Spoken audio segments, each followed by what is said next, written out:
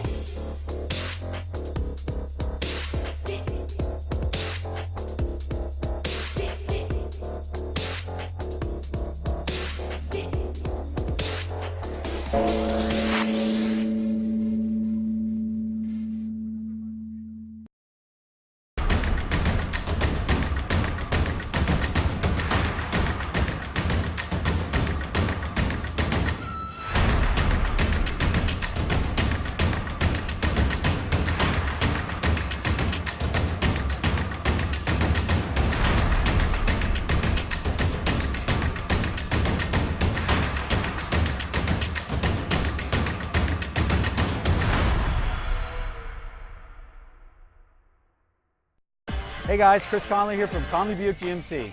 Kickoff's right around the corner. Buckle your seatbelts and hold on tight. It's time for some Tiger football. Tonight's aerial coverage is provided by the Manatee County Fair, the place to see and be seen, January 16th through the 26th, 2020. TigerVision is made possible in part by Conley Buick GMC, where we treat you like family. Impact Staff Leasing. Garrett Richard, we are workers' comp. Port Manatee. Boyd Insurance. DeVito's Auto Repair. The Manatee County Fair. Drug-Free Manatee. Richardson Stinton Roofing. Superior Asphalt. Slot Machine Charters, Captain Griffin Deans. Asa Power. Sign Zoo, turn some heads. Apex, office products and furniture. Now, let's kick it to the booth with tonight's We are live here on Brian Florida Suncoast, and we've got a super game for you tonight. Your Palmetto Tigers have made the trip south down Florida's west coast and arrived here at the Fish Bowl, located in beautiful Punta Gorda, Florida. We welcome back the #1 fans in the world. Our Tiger Vision as presented by Conley Buick GMC fans. Hello again, everyone. I'm Brian Varnador, and I'm joined tonight by my broadcast partners, Mr. Rick Wells, Ken Burton Jr., and Mr. Troy Bellamy on the sideline. And tonight we have Steve Johnson, our statistician, is going to be in our Orlando field office. And we have a very important 6A District 12 Region 3 matchup for you tonight as your Palmetto Tigers clash with the Charlotte Fighting Tarpons. We're going to start off the show a little bit differently. There's been some news out there on the RPI strength here with Florida high school football. You know, Ken Burton Jr. and our statistician Steve Johnson, they've been talking to each other about recently released RPI football rankings by the FHSAA. So with that, I'm going to turn it over to my broadcast partner, Mr. Ken Burton, for his thoughts. All right. Thank you, Brian. Rick, I'm going to talk a little bit about this, the scuttle, and then Rick's going to tear it all up and get us back down to reality. When you elect a president, you use an electoral college. It's been around for 100 years. Well, the FHSAA uses this new RPI program called a ratings percentage index, and you take your winning percentage, you take your opponent's winning percentage, and you take your opponent's winning percentage, and you come up with this fancy number. And we've talked about it. The coaches talked about it. We play a tough schedule. We're undefeated, so obviously we were going to be up there pretty high. But nobody had any idea we'd be sitting at the top of the state. What that will mean at the end of the year is who's going to get those last 4 slots in the region, which are the 4 districts that will not win the district. You got to win your district. That's why we're playing tonight. Rick's going to get on that. And it determines who will get a home game in weeks 2, 3, and 4. So, Rick, take it from there. Hey, Kenny, Brian, thank you. A beautiful night here in Punta Gorda. We always enjoy being here because we have the opportunity to broadcast from the stands. So, Kenny, we love you and appreciate you because of all of your analysis and all the numbers that you're able to put together. But that means absolutely nothing tonight. Nothing at all. We have played some big games this year. We have beat our rivals, Manatee, Braden River. But there is no bigger game than the one before us tonight. This is a district game. This is a team that we have struggled against in the past. They run a wing tee offense, as we know. It takes a lot of discipline on the defensive side to make sure that each man is doing their responsibility and not getting too aggressive. So at times we have bit when we should have laid back, and there have been times when we didn't bite when we should have taken a chunk out of it. So we have a lot of work in front of us tonight. Offensively, I think that we will be just fine. I think that we match up well against this Tarpon defense. Defensively, that has been the heart of this Tiger team this year. If you look back at the Braden River game, holding that team to 3 points, all right, for an entire game. Braden River comes down the field, they march down the field, they kick a field goal, and we hold them to 3 points the rest of the game. The defense has really been on their game. But they're going to have a match here tonight. They're going to have to be on their A game. So we know that Charlotte is up against the wall. They have to win tonight. They have to win this game. If they don't, the chances of them doing anything deep into the playoffs is getting to be slim and none. I mean, they can get there, but they're not going to like the road that they have to travel. It's kind of like where we have been in the last few years with Braden River and Venice on top of the district. And to add to just a little bit, Binky Waldrop is in his 21st year. They're perennially 10-0, 9-1. A bad season, as Coach Marino indicated in some media, is an 8-2 season for them. So they're well-seasoned, well-coached, and we're going to get their best shot tonight, Brian. And before we take it down to Troy Bellamy on the sideline, I wanted to say that we have a beautiful sunset as we look out here. We're facing west. We're in the visitors' stands here tonight. And this, one of my favorite mascots in Florida, you have to say the Fighting Tarpon. And anytime you see a tarpon, you know, I've seen him in some boxing shorts, boxing gloves, and the sailor's cap on there. Probably one of the most fun mascots that you will come across here in Florida, here on the beautiful Sun Coast. Now let's kick it down to Troy Bellamy on the sideline. Troy is getting his mic as we speak. Okay, so Troy's getting his mic, and the captains are taking the field. Captains, hey, Troy.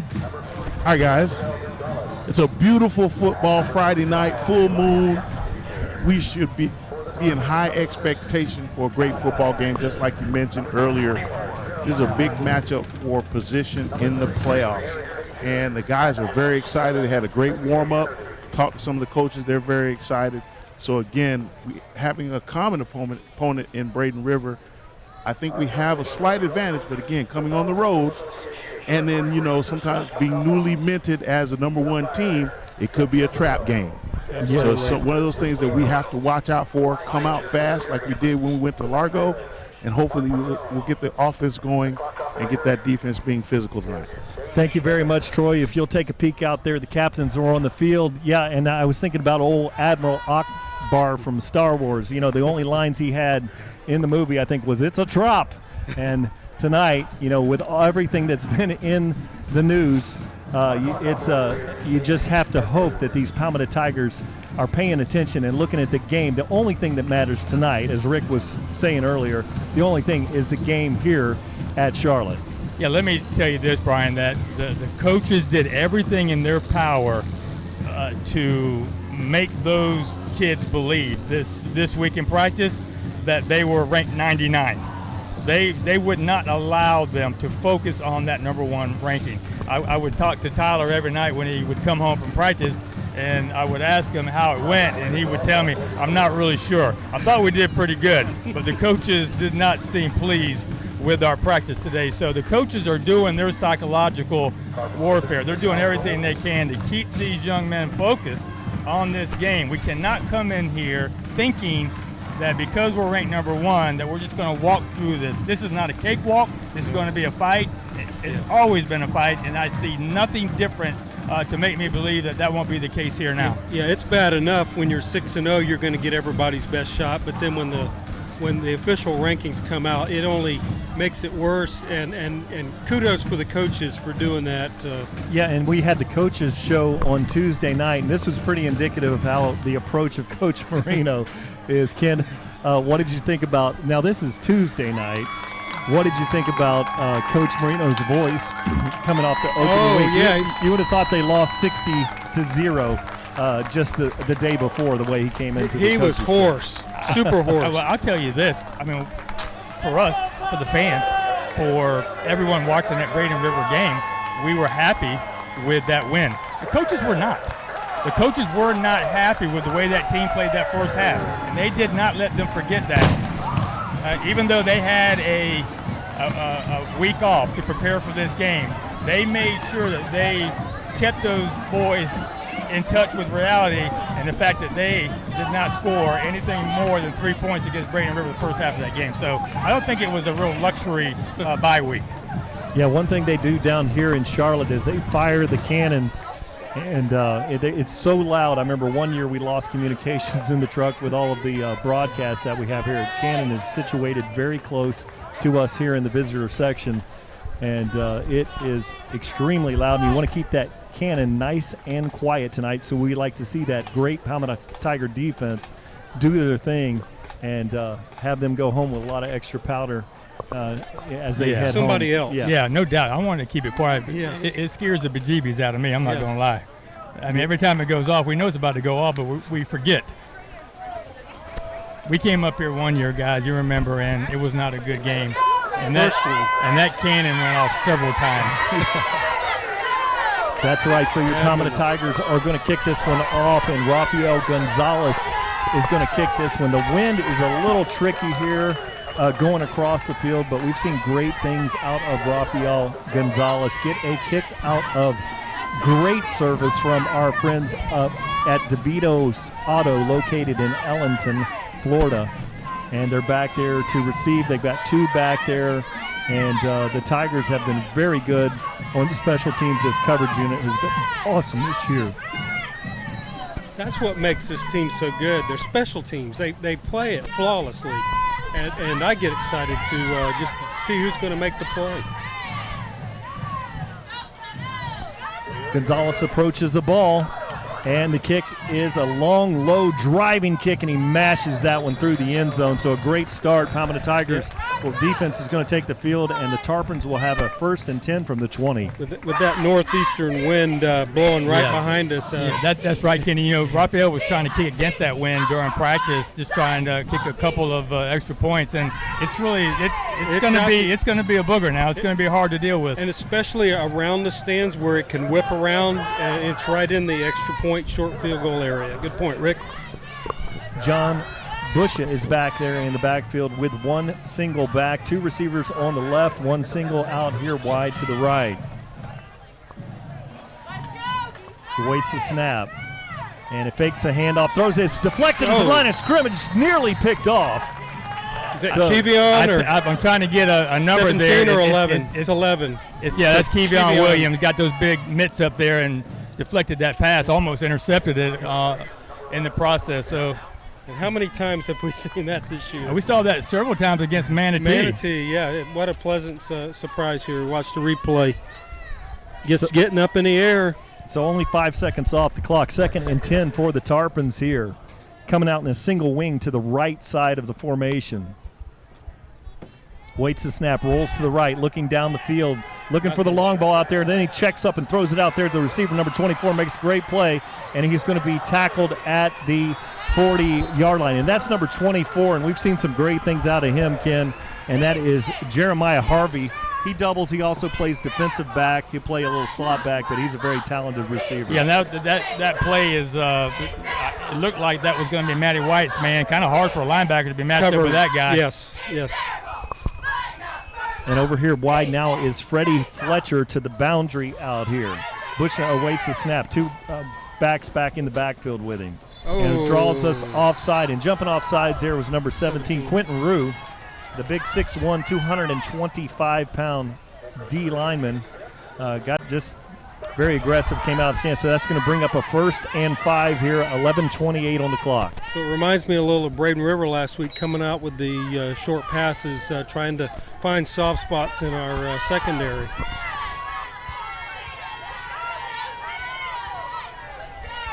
Two receivers out here to the right. Busha awaits the snap. Palmetto Tigers creeping up. And big time, the Utah pass inside. Good play there. He goes for about a 3-4 yard gain on the play, so it's going to be 2nd and short. Yeah, good job on the defense there to clog the hole up and make a tackle there. And that's what Charlotte does. I mean, the Tarpons are notorious for misdirections and all kind of option plays, and you've got to stay disciplined here. And we kind of put ourselves in a hole with the penalty, and we're just going to have to bounce back here. And like we always talk about, do not break. We can bend a little bit, but we got to hold them. Yeah, not a team that you want to get behind the chains on here, the Tarpons, with their very effective offense. Now going out there wide is Asher Thomas to the slot. Got big cushion over there. Now they run the ball, and that play keeps it, and that's going to be a tackle. Good play by Kevion Williams, and he's short of the 1st down. Yeah, still a good job by Kevion, but we were about to tackle that tailback. It looked like we had all kind of people over on 16 there, and then he just pulls it right out as we are making the tackle. Good job by number 1 there, quarterback for the Tarpons. But I tell you what, we got lucky on that. Yeah, Busha, really excellent ball fake, and that's how you want to run when you're running the wing tee, or if you're running a zone read offense, you want to keep it in there as long as possible. But on top of the play there was number 34 to mess things up, Jordan Renault.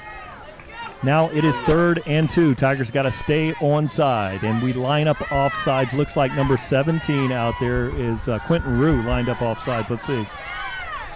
Yeah, so Quentin not having a real good series right here. He's upset with himself, but that's just, that's fundamental football right there. All you got to do is just look to your right and make sure you're not lined up over the ball. And we give them an easy 1st down. We extend this drive. They seem to be taking their time here, methodically, on purpose here to move the ball down the field. In Tiger territory now at the 47-yard line.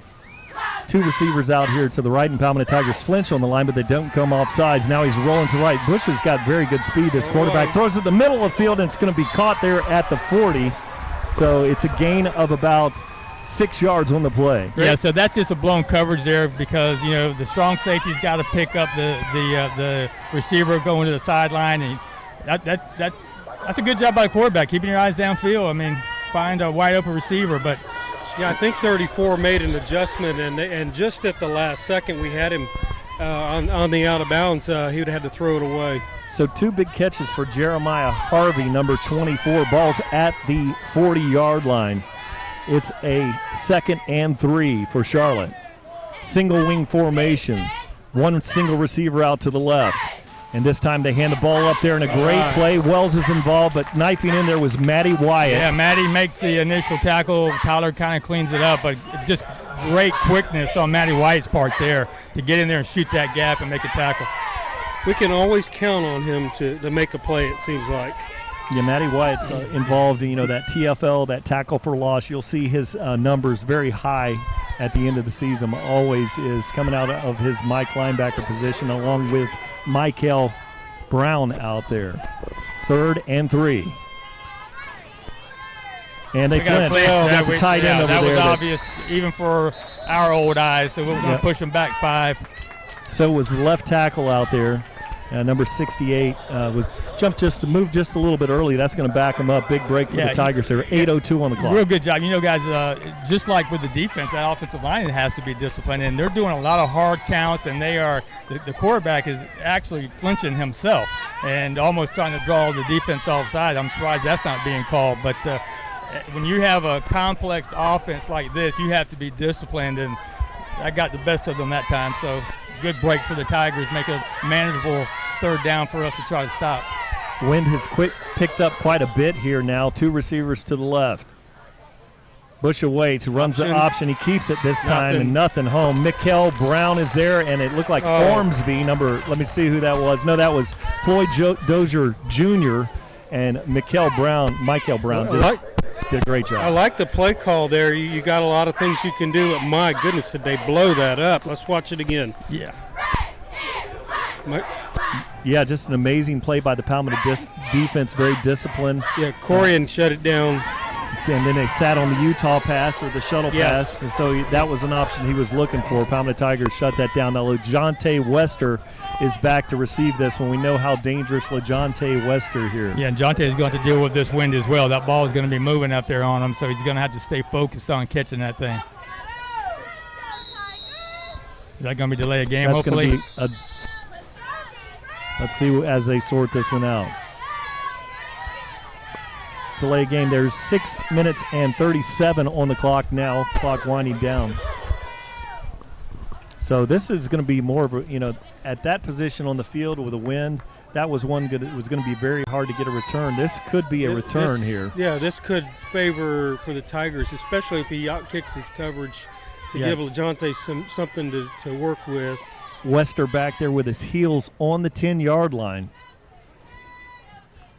There's a good snap, high kick. He's kicking it to the far boundary over there, and he's looking for that coffin corner. LeJontay follows it all the way across the field. The ball is going to be down at an 8-yard line. Great kick. And I'm not so sure they practice that all week. They're not going to kick that ball. Oh, absolutely, Ken. If you're watching the film like we are, I mean, one thing you don't want to do is you don't want to kick that ball to LeJontay Wester. Now, we do have a little shakeup on the offensive line here, guys. We lost.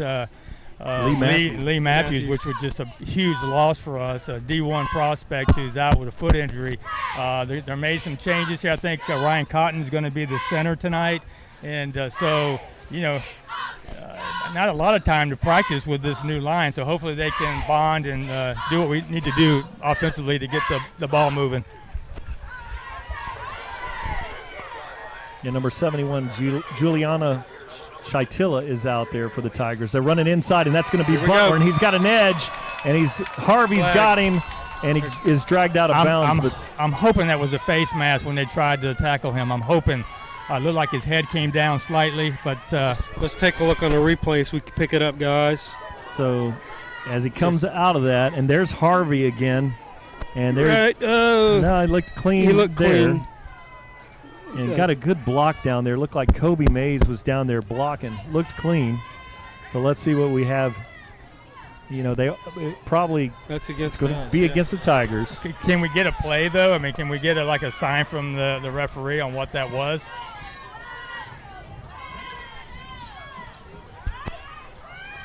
Did we pick up anything from the referee, guys? He just pointed towards the Tigers. What does that mean? Well, it had to be a hold down the field. It looked like a holding there. Yeah, the holding. indication was holding. Very good, Troy, right down there, the field there, from the spot there. foul. So it's 1st and 8 for the Tigers. It was after the first down. Now we have Sajel Hickson looking for Crease, spins out of a tackle, still going. He's at the 30, he's at the 40, and he's tackled there by number 18, and that's going to be Jay Arias coming out there, but great run for the Tigers. That's typical Sajel fashion right there. Just run over everybody in front of you and pick up about 20 yards when you should have been tackled for about a 5-yard gain. I just love the way this young man runs the ball. Nobody really wants to put their hands on him. He is just really stepped up here. Remember when the running game was struggling? Robert Gavin this time looking for a crease. Man, they're getting a lot of push from that offensive line, guys, and that's great to see. It's real good to see, Brian, because you really don't know until you get out here with live action how this new offensive line is going to react. So good job. Garvin hustles off the field. Xavier Williams awaits the snap. And there's going to be a jet sweep play, and stepping inside as LeJontay Wester breaks a tackle, breaks another tackle. Ball's out, but he's already down. And that is going to be, looks like, right at 2 yards short of the first down. Yeah, so a very manageable 3rd and short here. We just got to get that blocking up front. On the ball. That's offsides. So offsides on the Tarpons. That's a first down. Palmetto Tigers 4:53 here in the first quarter. Wester on that play was an 8-yard gain, I think you said, or made it 3rd and 2. 6 of it was hard on that play. My goodness. 6 of it was nothing but Jonte trying to make a play. Exactly. And one thing that we've seen and others that look in with Jonte Wester early on, he was a slight build guy, and if you could get your hands on him, which was nearly impossible, you could stop him. But now this year, we see him running through tackles constantly.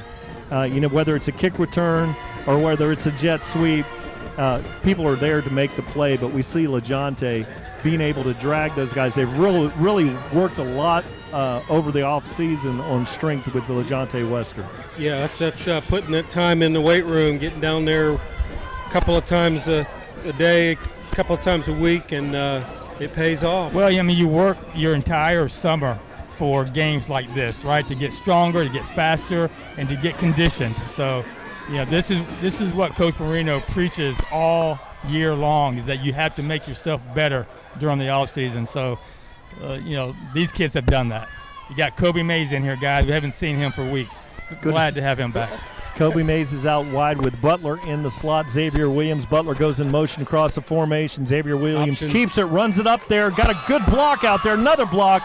And he goes for a first down. Yeah, that was something that we haven't been able to see too much from Zay the last few weeks. Is a great cutback. He was able to make a nice move and pick up the yardage necessary and gain a little bit more in the process. So I think he's getting a lot more comfortable running the ball. He is really getting good with his reads. You can see every week he's just getting better and better and better, and it's just another threat in the offense. Williams fakes it this time, looks, rolling to his left, sets up, throws a long ball, is in the air for a long time. There's LaJonte Wester in the back of the end zone. Oh, wow. I'd like to see that on a replay. We'll catch that on the replay. Looked like he was just out of bounds, ran a post pattern there. I know he was trying to get those toes down. And I thought he had it. What a great catch, though, in the back of the end zone. Referee was right on it, so. Sorry. So he looked. And very close. Oh, yeah. I think he got that left foot out before he was able to get that. He was have one in, I think. He was working on that right toe, just couldn't keep that left foot up. This is going to open up the run game by stretching that field. You wait and see here. I mean, we've already been running well tonight. Yeah, single high safety back there this time. Now rolling back, started to go into a quarters type look. And look the middle field right here, Ken. And now they take it, they throw it out there, and that's going to be Curtis Thomas out there. Gets a block, and he goes for about Still going. And about a 6-yard gain. We didn't have a very good vantage looking through the players on the sideline. Maybe we'll have a better view here from our TigerVision camera. That should right at the first down marker. Look at that. There was nowhere to go, and look at that. Look at that play by CT Magic. And look at LaJonte blocking for his Well, that's becoming a norm these days. They block for each other, all of them. And that was a first down, guys. Great first down on the play. Palmetto Tigers knocking at the door, getting very, very close. Now in the Asa Power red zone. Xavier Williams looks, he rolls, he pitches it. This time Sajal Hickson with a block, and he's going to go down, and it is in for 6. You can slow the bus down, but you're not going to stop it. That is just what Sajal Hickson does every single Friday night. So a real good drive here offensively for the Tigers. Just what the doctor ordered to be able to stop the Tarpons. Look at Sajal. He just ran him over. He put him on the ground. Let me tell you, number 18 is going to remember that next time he sees Sajal running down the sideline, and he's going to go get a water. And he's just going to step out of bounds off the field. And to compliment that, the block by CT Magic, Curtis Thomas on the sideline with a key block there. Just a great block as you look at that on TigerVision later. Number 8 with a great block.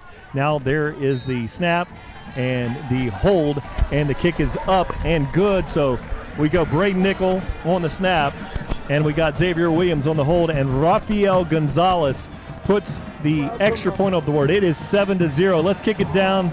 Actually, Rick, why don't you talk? I was just saying it was so important for us to to kick that ball off to Tarpons to start this game off, for the defense to get a big stop, and then offensively come back out and be able to score on that first drive, knowing we've got a long way to go here with 3:38 in the first quarter, but knowing we're going to get the ball to start the second half. So, I mean, just everything that you want in the beginning of a football game worked perfectly for the Tigers, and it's not easy to score here at this stadium. It's just not easy. The difference between this week and last week, Braden River went 17 plays, only got 3 points. This week, nothing.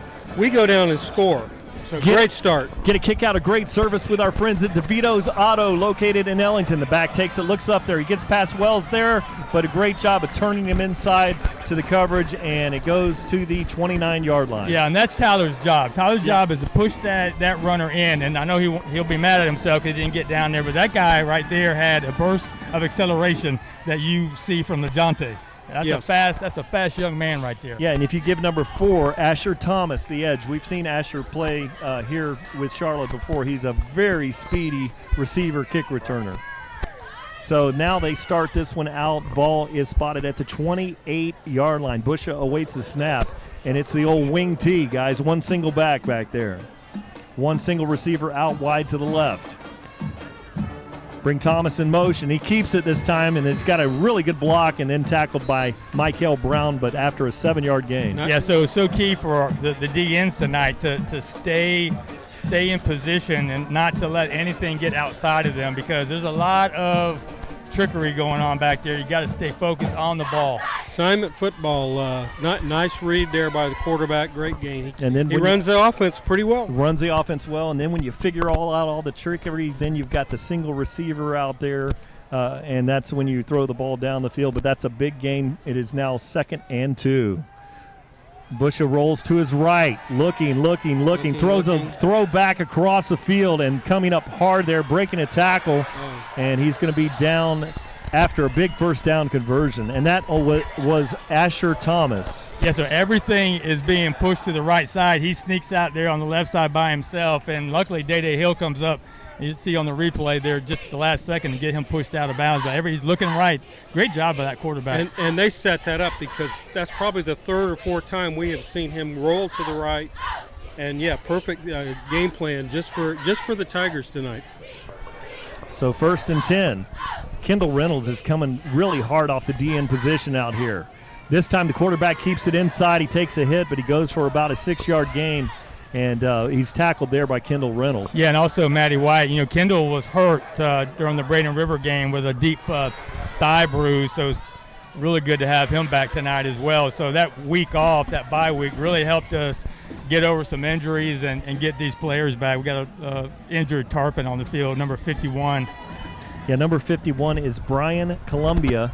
He's listed as a tight end, defensive end. Very nice size young man there. So as the Palmetto Tigers come to the sideline, you know, one thing we've seen about this, it's great to have a lead in this position, because this Tarpon offense, if you fall behind a team like this running this system, you're in trouble. It's ugly, yeah. It reminds me of Carson Newman. 4th quarter, you better have the lead, you better have the ball, because if you're trying to run a wing tee or a veer, and you're behind, and everybody's expecting you to throw, and you're not built for it, yeah, you're in trouble. Good point, Brian. Yeah, with Charlotte though, you know, the Tigers really need a stop. Him going tonight. There he is. There is Robbie Stevenson on the sideline, special coach, former Florida Gator and Manatee High graduate. But now we have the wing T offense. One single receiver is Harvey out there wide to the left. Busha awaits, and it looks like too long. So maybe, did somebody jump? Maybe some movement. Have to be a false starter. Let's see. Yeah, he pointed at the wing guy. Yeah, it's going to be false start on the Tarpons. On the Tarpons. So hey, a good break for the Tiger defense here to push them back, because they were looking at a 2nd and about 5. I think they've been driving the ball. So we know this is going to be a bear fight here, right? I mean, this team is able to score on demand. They run this offense to perfection. And you look at the right guard out there, he's very slender in size, so you know that guy is a puller, and they're going to go plays to the left side of the formation, and here they are. And it's a keep by the quarterback, and they go for a short gain on the play. But that's one of the keys when you play against a wing T. You look at those guards along there. If you see that right guard or you see the left guard and the way they set up, if they're leaner guys, those are guys that will run. Those are pulling guards, and that will tip. Like in that play, I was looking down at the way he lined up, and I thought, okay, he's going to pull on this play. He had a little bit of an open stance, and then they ran the ball to the left side. The beauty of this offense, you don't need real big linemen to run it, because they're going to block at angles and or do the block, like you said, the lead. So now we have 2 receivers out here wide. And he looks, And he comes up short, closing very fast is Jaquez Hughes. And he goes for a completion, so it's going to be 4th and about 2.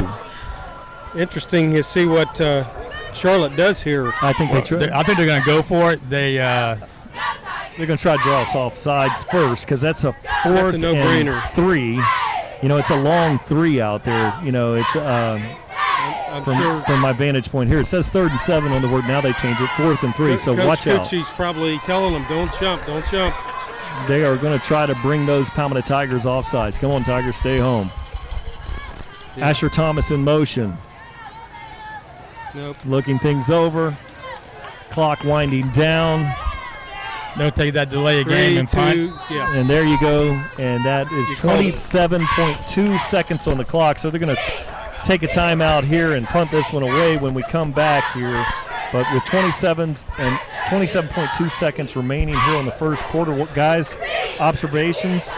Well, I would say that right now that the defense is playing exceptional.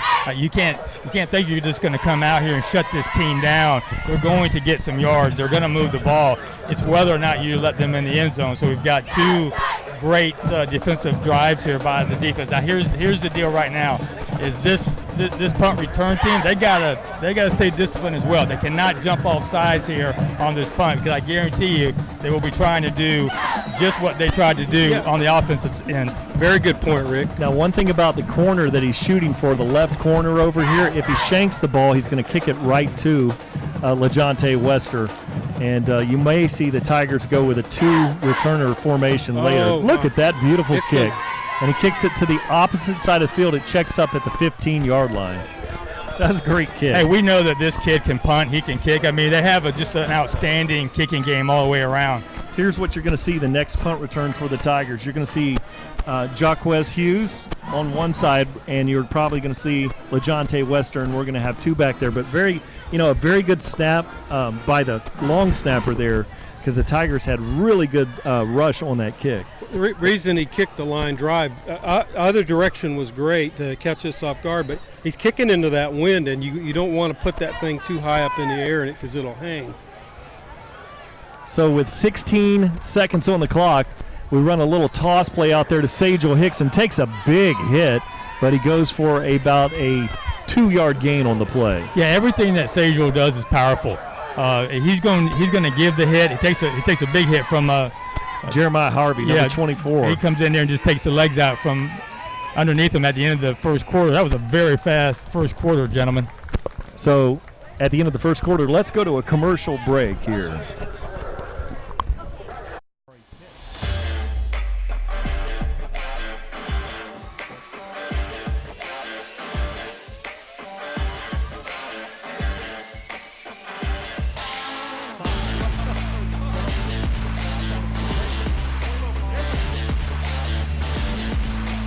Hey guys, Chris Conley here from Conley Buick GMC.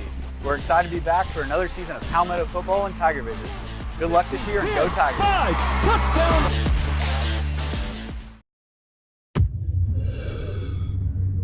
Every day, 192 people in the U.S. die from drug overdose, but they don't have to. In Florida, if you're trying to save the life of another person, you're protected from prosecution by the Good Samaritan Act.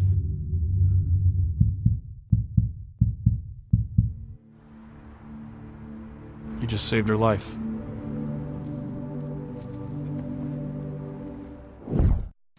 Hello, I'm Dan West, and I'm the General Manager of the Manatee River Fair Association and the Executive Director for the Florida Federation of Fairs. And I'm proud to be one town, one team.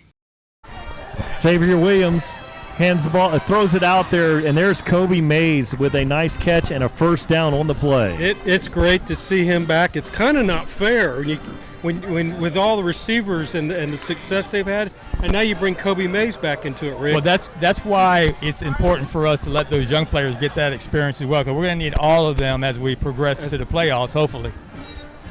Twin receivers on both sides of the formation. Xavier Williams waits, and it's 1st and 10, 11:52 on the clock for your Palmetto Tigers. Changing things up. I don't know if that looked like a screen type of play, and then they hand the ball off the middle of the field. Running hard as Sajel Hickson spins off, still going, and a big gain on the play, on a play that should not have gone anywhere. He just lays out number 13. I can't get a number or a name on it, but he just balls right over him. Maybe that was number 33. 32. 32, yeah. Who's a very good linebacker. That's Keon Kitchener, and we've seen him in the past. He's an excellent They linebacker. have 4 senior linebackers that are the core of their defense. And there's the play out there, and that's Butler, and he shakes the tackle, steps through it, and he's still going first down. Man, that looked like a face mask. Incredible run by Bubba Butler out there. This is impressive. Love the effort. I've been very impressed with the play calling here by Ty Stolt and the Palmetto Tiger offense. He's pulling that one guy. He pulled for about 7 or 8 yards. Incredible. Now here's the pitch out there, and this is Sajel Hickson. Great blocks out there. He's at the 50, and he's spinning. Pirouettes through a tackle.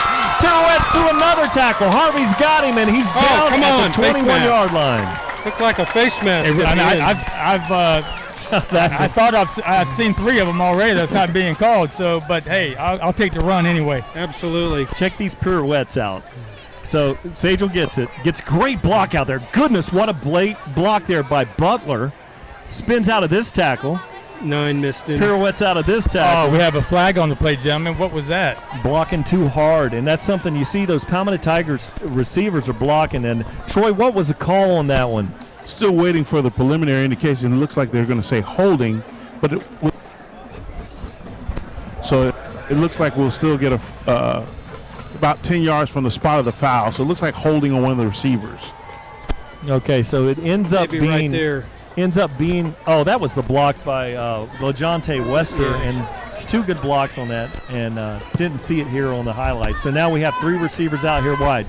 CT Magic, Curtis Thomas out wide to the right. And now we have LeJonte Wester in motion. We're going to run the option out here to the right. And that's going to be Robert Gavin. Shakes the tackle. Still going. He's at the 50. Holding on to the ball. First down. Pull that sled, Robert. Pull that sled. That's exactly what all of them are doing tonight. They're playing with a tremendous amount of effort here. I love it. I love the way these backs run the football for the Tigers, man. They never give up. They continue to drive their legs, and they just run over people. Here's that Sajel Hickson run again on the highlight. Now Robert Gavin has it again. Not much of a – oh, my goodness, what a hit there. He goes for about a 3-yard run. There's not one tackle that's being made softly out here. They are running over this front line of the Tarpon defense, and they're going to feel this eventually. Yes, I was getting ready. It's only 1 minute into the second quarter, and they are pounding them. And the Tarpons really have a very nice size defense, but one thing we see on the roster is a little bit thinner in the roster as far as the numbers, and we've seen these Palmetto Tigers as the game progresses and goes on is when those really the third quarter is when those Palmetto Tigers really start to roll. 9 minutes and 53 seconds on the clock, 2nd and 8. Xavier Williams looks. He's got a wide open receiver. It's Kobe Mays, and he misses that one. And they got we got a flag in the middle of the field, which is probably going to be a lineman downfield or a holding. I don't even know how we could have an eligible man downfield on that. They noticed the pass play. Oh, they did call an ineligible downfield there. They messed up on that coverage. He just runs right down the field. No help there. Yeah, there's there he is right there. Plain as day. Yep, good call. Well, and that's the new lineman. It's Juliana Shitila. He's 6'3", 295-pound junior out there, and getting his first replacement, getting his first action. So, boy, I like the size of him. Yes. 6'3", 295 junior. That's a wonderful thing to have out there. But they also have a new right tackle in Anise John, number 60, getting some reps there. I don't know what this is. And that's something Troy's sideline warning. Anise John, 6'5", 250 along the offensive line out there also. Okay, 3rd and 8. We got to get back here to the game. We've had some drop passes and linemen downfield. Let's see maybe are they moving the ball? I thought it was a sideline warning. Yes. One thing about it, it's 3rd and 8 is what I'm trying. We've got to move the chains here. Exactly. we are in the stands, and the referees are addressing the home crowd, so a lot of times they're behind the players as we view the calls from the referees. We apologize for that. But 9 minutes and 44 seconds on the clock. And now he throws it out there. LeJontay Wester with a catch and immediately tackled there by Josh Pierre Torres. A little short, Brian, Rick. So the coach has already made his decision. They will go for it. Get up there right now. And what are we about? Sagel. Give it to Sagel. About a yard? Yeah, just a very, about a foot and a half. I'd say about a foot and a half away from the first down marker. Sagel Hickson in the backfield. 3 receivers out here to the left. 9:13 on the clock. Just hand it to him before that clock expires, and there's the delay of game right there. There was 16 seconds it's a timeout. That's a timeout. They got a timeout there. Yeah, I heard that whistle blowing. I'm wondering what's going on because the clock. They actually have the time clock here for get the playoff, so you can keep an eye on it. Guys, let me say it took a little while for the Tiger fans to get through that Sarasota traffic, but they are filling the stands up over here to support their Tigers over here in Charlotte County, and I tell you, we got the best traveling fans of any high school team we've been around. Yeah, not an easy trip down here after 4:30 down I-75, and really traffic going north was even worse. We were commenting about how bad it was coming up to Manatee County. But the Palmetto Tigers have arrived, and we're going to talk about this during the break or at half. You know, we have big homecoming facilities. Look at there's probably another 20 Tiger fans coming in the field now. It is becoming very packed here in the visitor section. Now here's a big 4th and about 18 inches, we'll call it. We'll call it 4th and a yard here. Sagel Hickson in the backfield. Williams under center. He's quarterback sneak, rolling forward, and there's the push, and it's going to depend on the spot. He's not going to get it. They blow him down? It's right. I think it's just a tad short. It looks to me like he's got the first down. Okay, I hope he does. I think he's got the first down. I'm at the wrong angle to the dangle. Yep. He did get it. He's got the first down.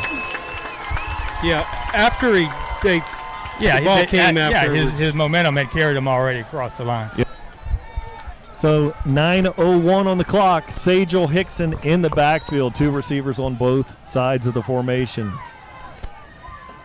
Fake it to Sagel. Look for the wheel down the sideline. Now he throws it out of bounds. Smart play. Great play by Xavier Williams. And there's a late flag. What in the world is going on? You know, we've had some great games here the last 3 games with very little penalties.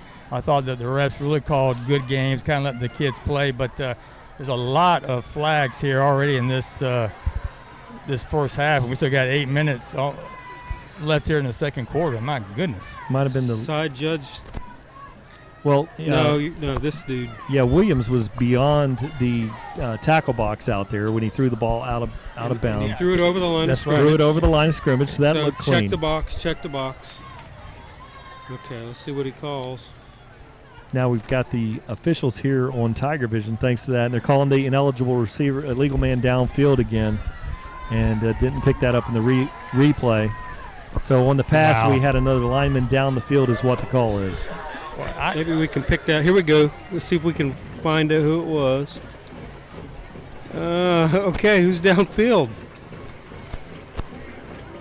That's all. That looked clean. Who's downfield? There's nobody. They're all right there in the. Go ahead, Troy. Troy, that looked clean there. Yes. Standing on the sideline, downfield. No one was downfield. Good call. I have no idea what. Good call, Troy. Now they throw it out there. LeJontay Wester turns it up, and he's going to step out about to the original line of scrimmage. So that'll bring up a 3rd and 10. We'll call it 3rd. Yeah, 3rd and 10. Are we sure that it's not second? Second, it should be second and 10. Yeah, there's nobody on the replay. Yeah, it's pretty nice. We're close enough we can hear Xavier Williams barking out the count. Sagel in the backfield. Single high safety. He looks, throws it out there. It's a little screen, slip screen. Oh, nice Hickson block. has got it. He's at the 20, and he cuts it. 10. Touchdown, Sagel Hickson. No flags, no flags, no Curtis flags. Thomas threw the block. Yes, he did. Right there at the line of scrimmage. A nice clean block. Go ahead, Troy.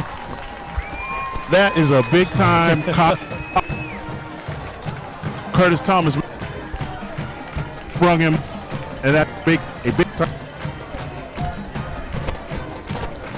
Thanks very much, Troy. Well, you saw it here. Check it out. Looks at they got the safety out there. They run the little slip screen out there to Sajel Hickson. Right Good there. blocking downfield. And there's Sajel. Sajel doing his thing. And goes for the score. So tonight, it has been quite the Sajel Hickson show once again. Rafael Gonzalez puts this one through. Your Palmetto Tigers lead 14-0 with 8 minutes and 33. Things are looking better here in the second quarter. Yeah, they really are, Brian, because, I mean, we knew it was going to be a struggle, but, I mean, we're scoring points, but we are having to earn every yard. They're playing with a lot of enthusiasm, effort. The effort, we've commented on that. And we're right where we need to be, and we just need to not let up here, and let's finish this thing. Now we're sitting here in the dark, but I'll tell you this: I've already been able to, finally we got a roster here. Very, fortunate to get that before the game. The quarterback's good. Asher Thomas, number 4, their wide receiver, slot back. He's fantastic. 24. Jeremiah Harvey is a slot back, running back, defensive back. He's a great player. They've got some really talented players certainly do. out here with these Charlotte Tarpons. Get a kick out of great service with our friends at DeVito's Auto, located in Ellenton, Florida. Gonzalez approaches it, hits a kick, and it's going to be driven to the 1-yard line. And that's going to be taken by Asher Thomas, looking for a bit of a crease. And number 45, that's going to be Stamp.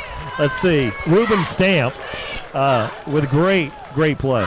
So Robbie Stevenson will be happy. They kicked it to the 1, kept him inside the 20, so mission accomplished there. I always feel it's a win for us if we can push a runner back to the opposite side of the field, right? I always think that our speed is going to win. When they start at one side and they have to cut back, we win that just about every time. You're making them run east and west instead of north and south, and you got them. So they started at the 19-yard line, so great play by the special teams unit.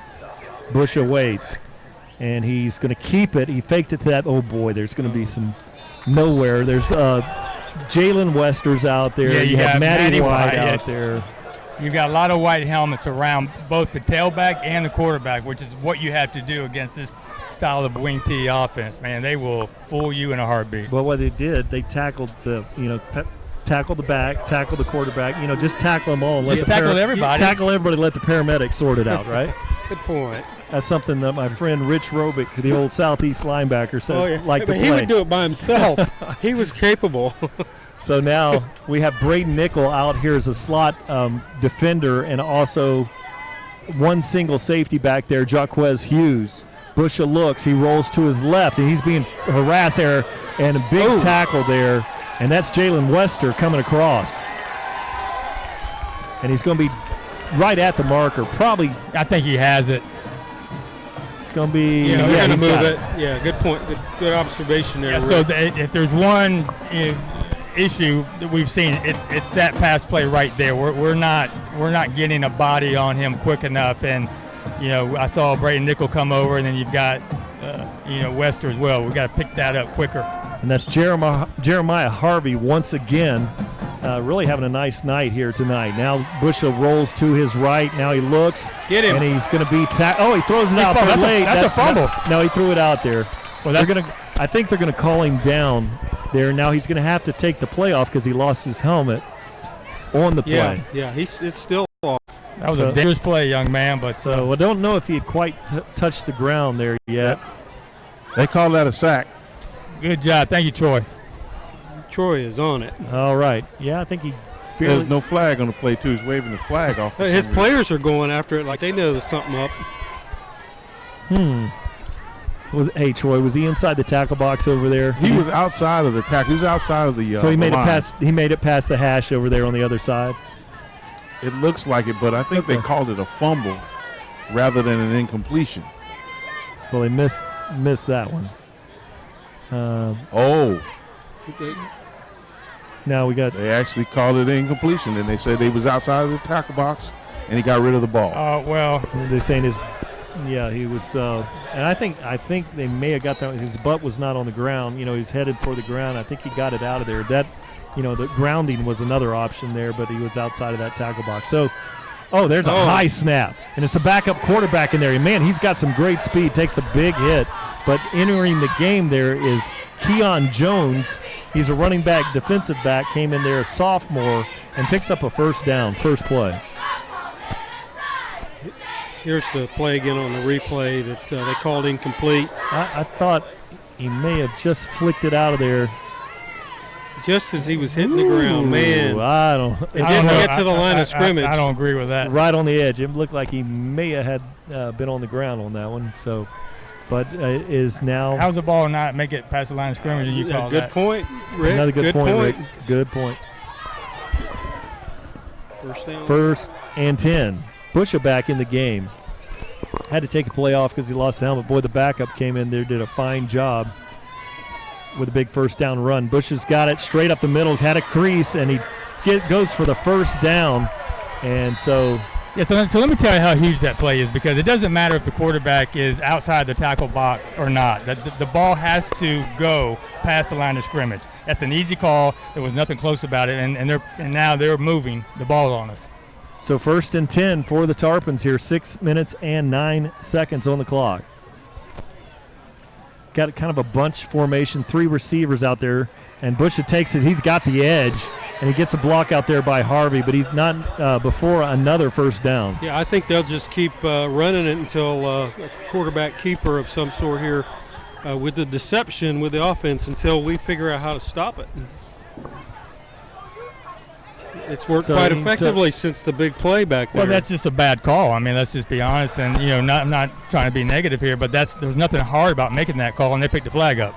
There's a big difference between 2nd and 20 and 1st and 10. That's right. Just a little.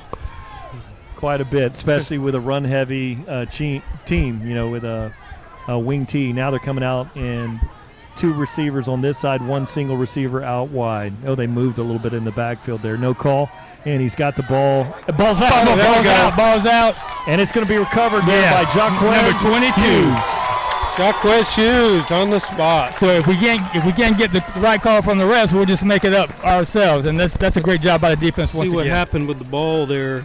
Looked like Michael Brown was great at that, and Matty Wyatt. Between the two of them, they forced the fumble, and Jacquez Hughes with a fantastic recovery. Well, we're getting a little scared there, guys. And Troy, what's the energy looking like on the bench now down there? Well, the guys are very amped up. It's all business, though. It's not a lot of talking, not a lot of rah-rah. They know what they have to do. It's assignment football, so you can tell that they had a very strong week of practice during the bye week. And again, this is a testament to the coaches. They're constantly coaching in between series. They're employing their players to follow the game plan, and it's working to a T. Thanks very much, Troy. Must be fun to be down there on the field near the action. So get a big thumbs up from us up here in the visiting in the stands. And now the wind, it looks like it's turned once again. So it's picked up once again. Palmetto Tigers, at this point, it might be the Sagel Hickson show, but, Kobe Mays is looking great out here at receiver. And in the slot, the cupboard is full for the coaching staff offensively. He drops back. He's got a man, and then the safety comes up and breaks that one up. Yeah, that was a late throw by Zay. You got to pick that up just a little bit sooner, and that's one thing that Coach Ty will not be happy with. And I did not like what I saw there with Harvey. It looked like it was knee-to-knee contact there, and Harvey's he's a dynamic player for Charlotte, and it looked like a knee-to-knee contact there as he came across to break that one up. Yeah, Rick, I saw the same thing. He was open right down the seam of the field there, but again, a little late, allowed the safety to get there, and then the contact happened. And Coach Ty will have a discussion with Zay on that, and that's something that he won't miss that again. He'll be working on that. Yeah. So hopefully this young man is okay. That was Jeremiah Harvey. That was not a good look there with that knee-to-knee contact, and he's still in a lot of pain. And so with 5 minutes and 27 seconds here at Punta Gorda here in the Fishbowl, the Palmetto Tigers lead this one 14-0. So just go back to that last defensive series, you can get down by a no call. That it can break your spirit. We see momentum turn on plays that are not called when you know that Jeremiah is getting up, going to be assisted off the field. Thoughts and prayers with him. Hopefully he can recover tonight. But, so good job by them regrouping. Yeah, there's that hit right there. Look good. Yeah, it goes down immediately. He's grabbing it. His right left knee. Both left him knee. and Jonte are going up for the ball. So, but he's able to make it off. He's walking off the field, but under a lot of help. And, we've seen him make plays tonight on both sides of the ball in the kick return game. That's a big loss here for the Fighting Tarpons.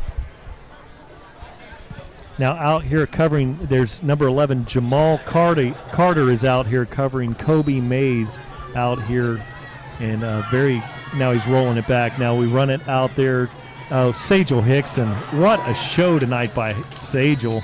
Goes for about a 3-yard gain. But should have been about a 2-yard loss, and that's just what Sagel does, and that's what's so special about him. It's very difficult for that first man to bring him down. He's always just pumping those legs and doing what he can. 3rd and 6 for the Tigers.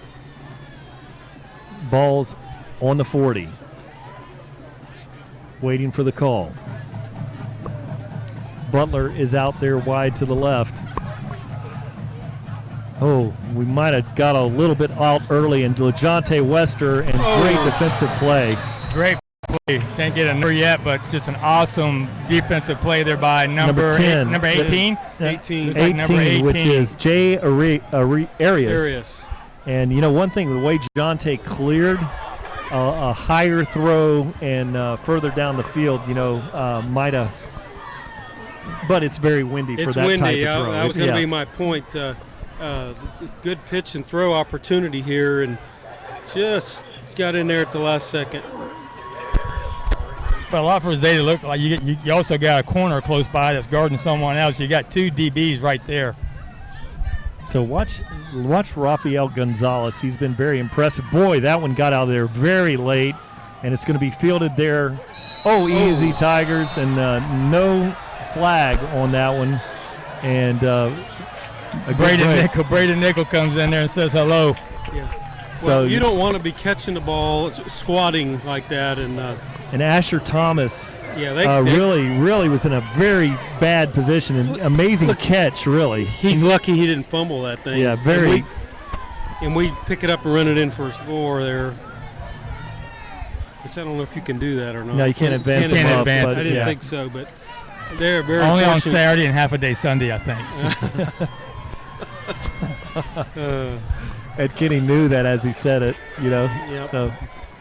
So now they've got there's the wing T single back in the formation. He's looking to throw. He's got to throw out there, and now he takes it and tucks it, and then peels back, and there's Quez. Jaquez Hughes closing. And that's what we have to be careful about. And that's what a good quarterback does. He'll draw those DBs in. He's a lot like Zay. He's still looking downfield. If that throw is just a little bit lower, they have about a 15-yard completion. So we've got to stay on our man until he crosses the line of scrimmage. Easier said than done, Kenny, but we cannot let those receivers go. Well, and the thing about it, with only one receiver in the formation, it creates a lot of space out there on the defense because you got to get a lot involved with all the run, and it does create a lot of space out there. And when a quarterback is as mobile as this quarterback is, Busha, create some opportunities. Now he takes it, runs it straight up the gut, takes a big hit, and that's Jalen Wester again, and he goes for about we'll call it a 7-yard gain, 8-yard gain. Yeah, looks like we got a good spot on that. I thought he was closer to the first down. Don't jump. Jordan Renard hustles off the field. Ellison Bradley or Davion Cummings, who started at a DN position and kind of rolled it back over here. Quarters coverage for the Tigers, changing things around. Pretty nice look by that defense. Great play there. Ormsby. He's short. He's short. Ormsby with one bit. hand slowed him down on that one, so he's going to be short. So, once again, at this point in the game, you're only down 14-0. You cannot afford to go for it and not make it, so I expect them to try to draw those Palmetto Tigers off sides here. Yeah, and the other thing with 3.5 minutes, it's going to burn some clock off too if we do get the ball back. If you go for it here and you don't make it, I mean, that is just trouble. Yeah. And they go for it. They moved early. No, that is a terrible call. Not to. No flag. That is a terrible no call. That might be fun to watch on the replay. He does not have that ball. He is leaning forward before that ball is snapped. Gentlemen, that is ridiculous. Here we go. Let's take a look. Oh, my goodness. They look like they clearly moved. Now it's 3 minutes exactly on the clock. Bush awaits. Wing T. We got all kind of movement up there. They're moving. Goodness and this gracious time they alive. call it. Yeah, they called it this time. Maybe they were. Well, I mean, let's look at this play. I mean, he does not have the ball yet. He's leaning forward, and it looked like the right guard got out of there. Yeah, there's no way you're going to be able to stop that. So false start. That's going to back him up. 1st and 15. 2 minutes and 52 seconds here remain on the second quarter. Be a great time for a stop here. We get the ball back in the second half if we can get a stop right here. Yeah, get a 2-for-1 here. Right. Yeah, great call, Troy. Good time to do that and come out with that 2-minute offense. As Tigers you've seen over the years, they really know how to make that work. Bush awaits. I expect them to run here, and they're going to pass. Now an incomplete pass here is going to stop the clock. They come up. And it's thrown out of bounds. Boy, now there's that stopping of the clock. Yes. So Palmetto Tigers are going to get this ball back here, guys, with another stop. And as far as I know, we have all of our timeouts. So we do. We just have to stop them here and get the ball back. Wow. Very, very impressed with this quarterback for the Tarpons. I mean, he knows how to run this offense. He's very, very calm, cool, and collected, very mature back there. It's just hard to get a hand on him too. You think you have him sacked, and he reminds you of Sagel sometimes. He gets out of it. 2nd and 15, 2:26 on the clock, and they hand it. Oh my goodness! Good play out there. Number 44, Mikel Brown, and number Bradley, 9, Ellison Bradley. Ellison Bradley up there. So they're going to have to punt. So, yeah, there you go. We got the it's third. This third now. That's what I would have done on the lad. So I thought it was third. The marker was showing third already. Yeah. But I forgot about the penalty. Yeah. Rick, to your point, with them running this off, the quarterback is very impressive. But I really think, like we said in the pregame, Binky Waldrop has been here 21 years. It's 21st season. They win every year. They've been running this. They've run this offense that long, and I think they run it in the youth leagues coming up. I think here. So those kids, when they get here, they run that. They know what to do. We've played several teams throughout the years with a wing team. No one runs it the way that the Tarpons run it. Right. Yeah. There's not a team that we have faced that are. I mean, they are a well-oiled machine. Well, you think about it. We see the wing tee. You have a week to prepare for it. The coach over there has been running it for 21 years. Right. So he knows what he's doing. He has seen every wrinkle anybody has ever wanted to throw at him. Now, what you always see with the Tigers, week after week, plenty of timeouts in the pocket. So Palmetto was able to use the timeout there, first timeout of the game by the Tigers. So Busha looks, rolls to his right, being chased by Renard. Look at this closing speed. Throws a long ball out there. Look at Quez on that closing, and it's out of bounds. Incomplete. So out there, Asher Thomas had a shot, so that brings up 4th down. Now 2 minutes, and it stops the clock with 2 minutes and 10 seconds. So your Tigers going to have 2 timeouts. And look at this throw on the run. I mean, he's probably the best quarterback I'd say we may have seen this year. I mean, he's only a foot from making a completion there, but that was a great throw. And Thomas was inbounds on that. So Asher Thomas got the foot down, just couldn't make the catch. Perfectly thrown ball. Very impressed with John Busher tonight. With the wind kind of at his back, he kicks to Wester. Okay, here we go. Jonte Wester stops over his head. He cuts back. Now he's looking for the outside and still going. Here we go. Reverses the field again. Now to the middle. He's at the 30. Shakes the tackle. And ball's out. Ball's out, gentlemen. They think they got it. Yeah, just trying to make a little bit too much happen. He's calling him down. He's calling him down, gentlemen. Woo. Yeah, the preliminary indication is that he's down. It looks like it's going to be our ball. Man, that is a big break for the Tigers. Look at this. And you'll pick it up here on TigerVision. He ran it. Troy, listen in. We'll get a good look right here.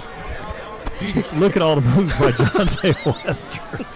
He's like, where do I start? I thought he did fumble. That ball was well out. The ball was out. So, big break for the Tigers, Troy. We got a break on that one. Hey, when you're playing good football, you get a few breaks.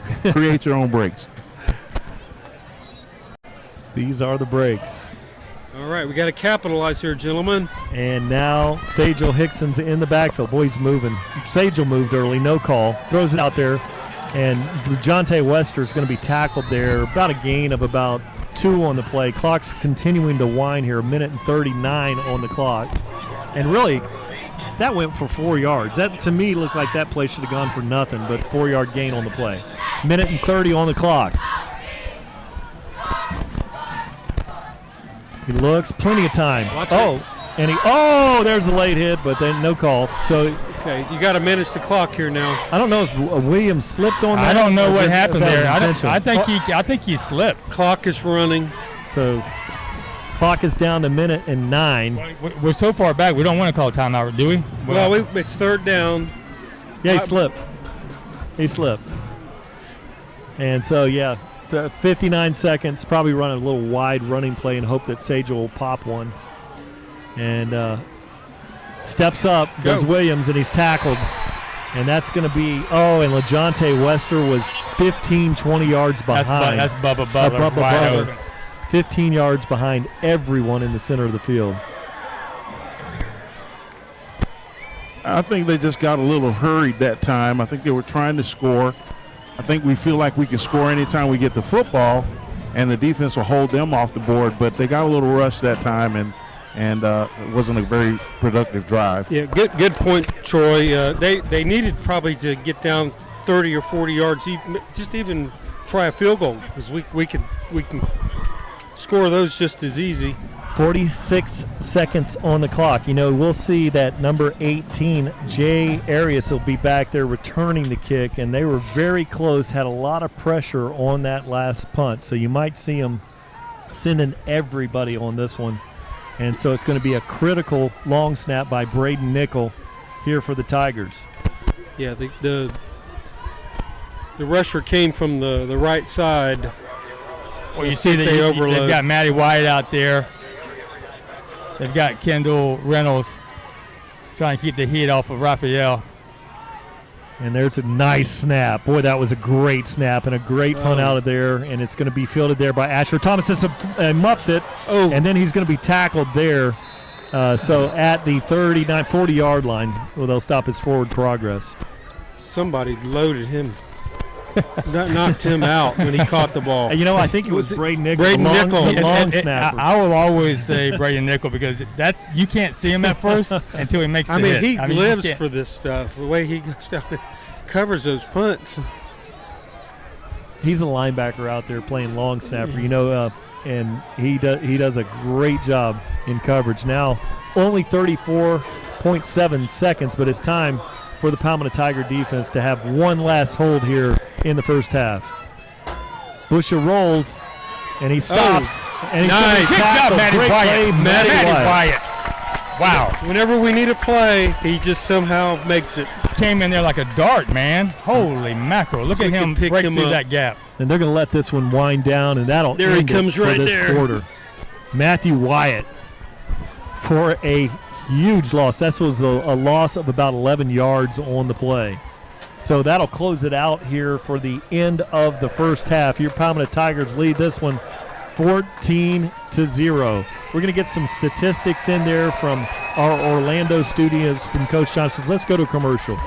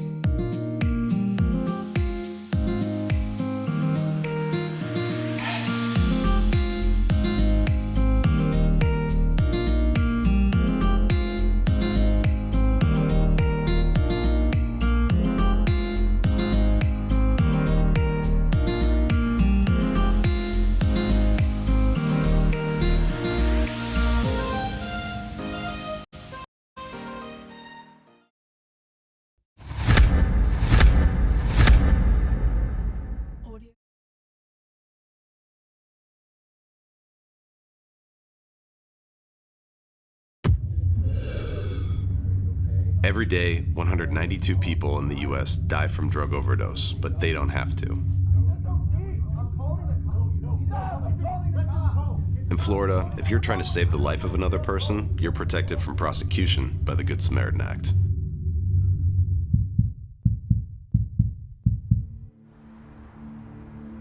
You just saved her life.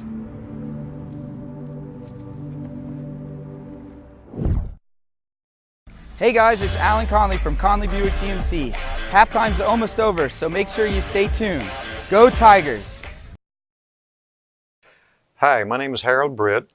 I am commander of VFW Post 2488 here in Palmetto.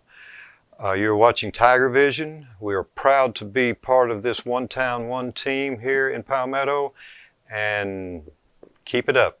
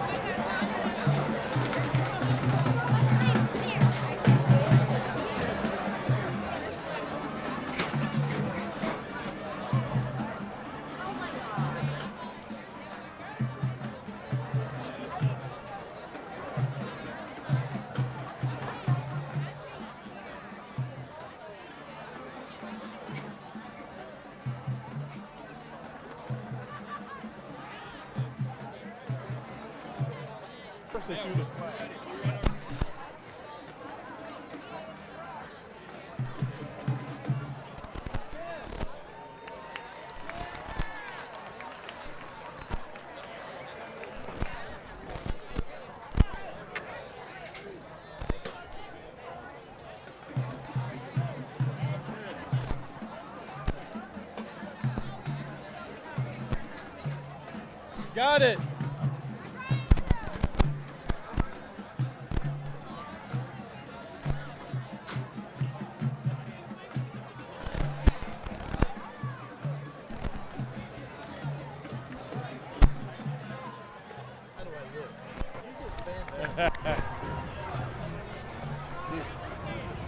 All right. Hey, Brian Varnador here at the halftime break. I'm going to go through some statistics here from Steve Johnson here from our Orlando studios. The first quarter, Charlotte had 7 rushes for 16 yards. And let's look at the halftime stats here. Palmetto 14-0 lead. Rushing at the half, 115 rushing yards. And Charlotte with only 53. Passing yards, 74 yards passing. And Charlotte with 57 yards, so total Palmetto with 189 total yards of offense, and Charlotte with 110. Really, Sajel Hickson has been the workhorse once again for us tonight, and I think we're going to have some great time to talk to Troy Bellamy and Bill Britt the president of the Palmetto Boosters Club. We're going to take it down to them to talk about some of the great things coming up here for those Palmetto Tigers. Bill?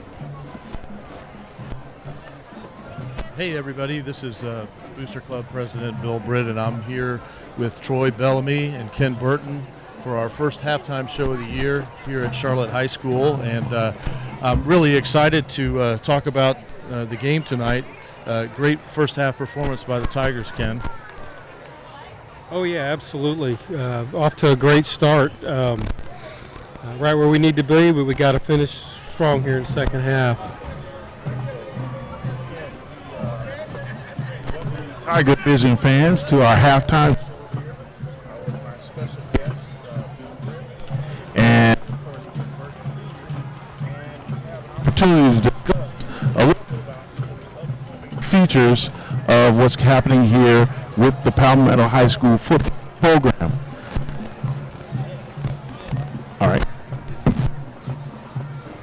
All right, so we have an opportunity to discuss some of the opportunities and things that are getting ready to happen here with the Palmetto High School football program.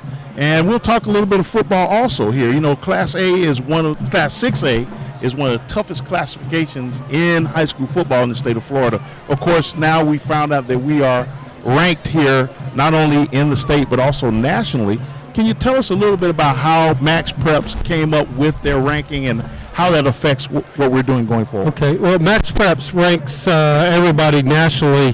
What has caused a lot of stir around the community and social media is the Florida High School Activities Association's first iteration of their rankings that determine who makes the playoffs. If anybody's ever watched The Wizard of Oz, Dorothy says there's no place like home. Well, you know, the Tampa Bay Rays found out about that last night. They had a hard time playing in Houston. But this, what they call the RPI formula, which is ratings percentage index, let me get that right, is the guideline to who gets into the state playoffs. It's much like when you elect the President of the United States for 200 years, they use the Electoral College. Those are the rules you go by. So what the RPI means is it's a three-tiered program, percentage mathematical formula, which I wouldn't try to keep up with, but you take your winning percentage.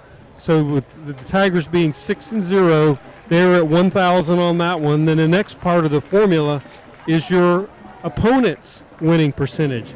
Coach Marino has talked about our schedule even being tougher in 6A than 7A, gentlemen, because we have no gimme games in Class 6A. Every opponent has been tough, just like we're seeing tonight.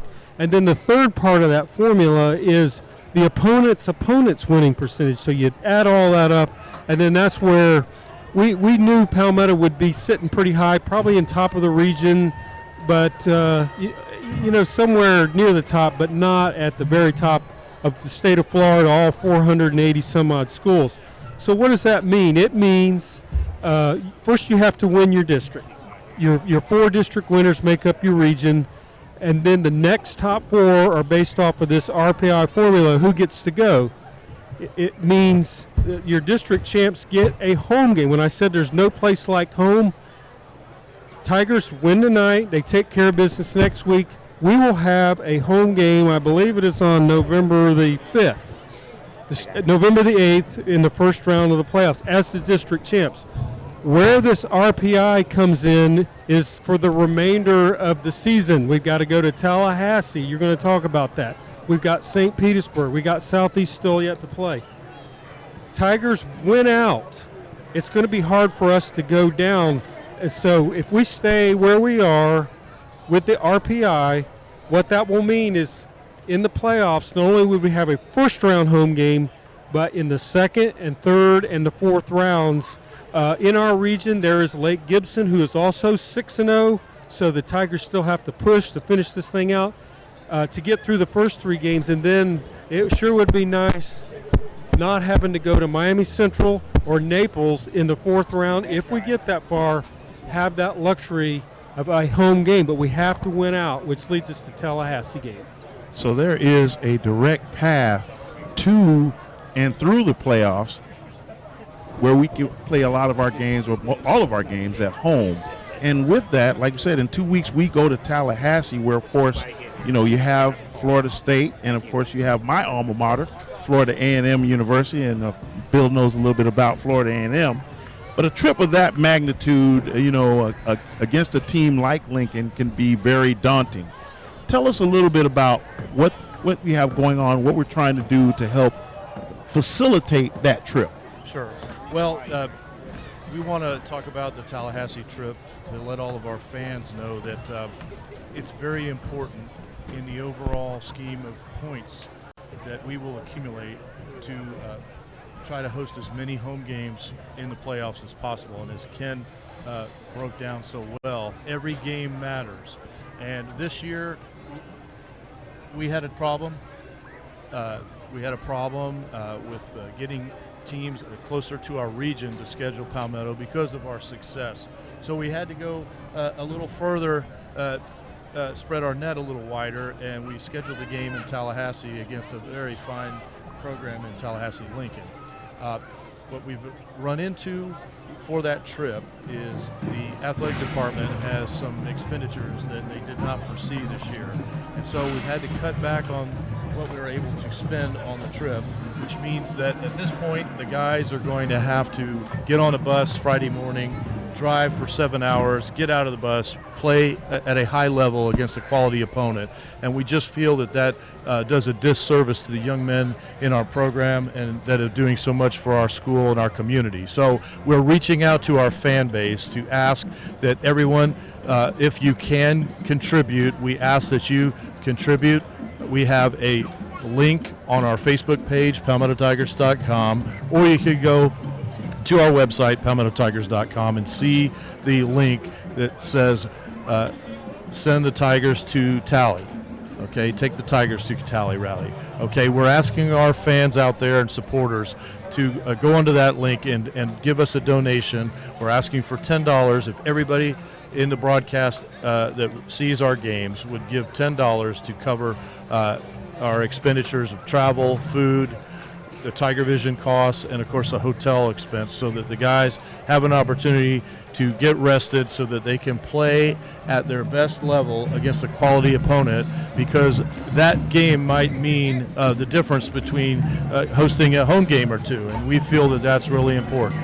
So please go to that Facebook page and contribute. If you can't give $10, give what you're able. But if we can get all of our fans out there to contribute a few dollars to the cause, well, we feel that this is a worthy investment in the young people of our program. And the other thing too is, hey, on a good night's rest, you're less likely to run into injury bug and all of those things. So again, we were asking our fans, go to the Facebook page, PalmettoTigers.com, click on the link to take the Tigers to Tally and give us some support so we can send these young men off on the trip in the proper manner. That's a great summary. Again, not only you want to protect the young men from injury and having to play after a weary road run, but again, like I said, you're going to have some schools up there that have big-time programs. Florida State is there, FAMU is there. There are some other programs that are nearby. And, of course, we want our kids to put forth their best effort. We are running a tremendous program. It's not just football. We've got great coaches. We've got great players that are working hard. And, of course, our boosters led by our president here, Mr. Bill Britt, and boosters and alumni like Ken Burton Sr., who put their heart and soul into this, as well as the kids. Obviously, the kids are the ones that's most important. And again, we want to give our kids an opportunity to put their best foot forward. So please remember to go to the website, PalmettoTigers.com, and donate whatever you can, or go to our Facebook page and make sure that you try to contribute. Take the Tigers to Tally, and let's make sure that the kids have a great opportunity to put their best foot forward. Get those home games. Let's bring that championship home. That's back right. To our town. One town, one team. Palmetto Tigers. That's the motto of the Booster Club, and we really appreciate all of our fan support. So, again, give what you can, and we can hopefully bring home a victory when we get up to Tallahassee. All All right, this is Troy Bellamy sitting in for our normal reporter, Tom Porter, coming from the sidelines here with Ken Burton Sr. and, of course, Bill Britt. And that's our halftime. Back to the booth. Hey, thanks very much, guys. What a great job that you did there. I have a guest here that joined me, a Palmetto High student. What's your name, sir? Chris Davis. Chris Davis is up here with me. Thought he might join me here. We're having an exciting time for your Palmetto Tigers. I went through the website today, palmettotigers.com. Clicked on that, you go down to the right, and it's Tigers to Tally. Click on that and make it happen for your Palmetto Tigers. At that, we got about 2 minutes and 41 seconds until we resume things here. Palmetto Tigers lead this one 14-0 over the Charlotte Fighting Tarpons. We'll go to break.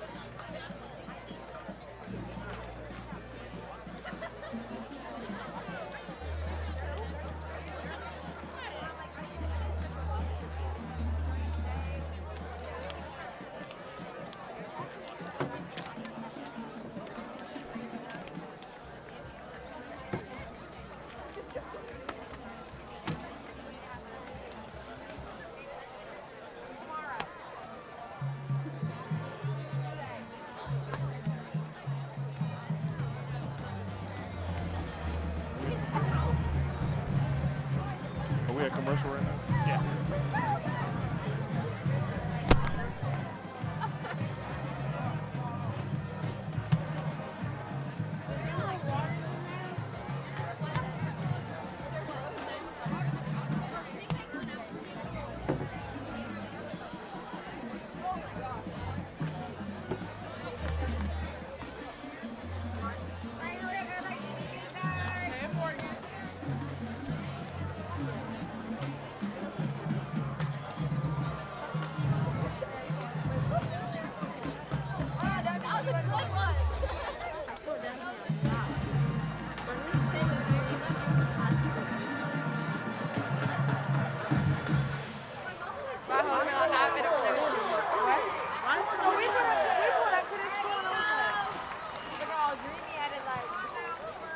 Bro, half of their school is over there, over here, Right. over here. Come on, get it together. So you going to the agriculture? Yes. In Mavonia. Only if you go, I'm going. We're gonna hang out. What? Can we hang out with the guys? Take McKenna. No, you're not. No. We can hang out because Jaden fucking leave it. Let me tell you about this one ass white dude that was trying to be over there. He's like, take McKenna. You know she's not gonna go. Get out of the house. She's talking about I'll pick you up. Are you just gonna drive this? Y'all good. Well, he's not my boyfriend. Yeah, might as well be your boyfriend. So shut up. You post each other, y'all claim each other, y'all fuck. I wonder if he ever gonna ask me out or he just gonna be like, whatever. First of all, I wonder if never asked me out. What? Brady never asked me out. G? I just told her that we're dating. Go ahead, sis. We're dating. First of all, though, this bitch is automatically put on as fucking. She ain't even like. I swear, bro. Is that a microphone?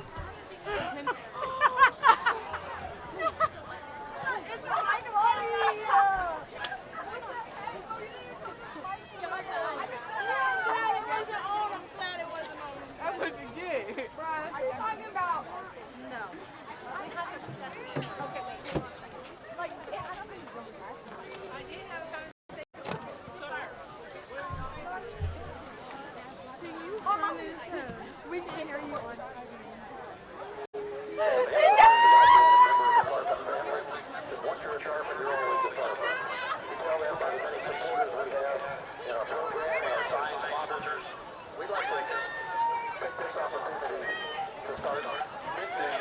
sponsors, our supporters, our Tarpons family.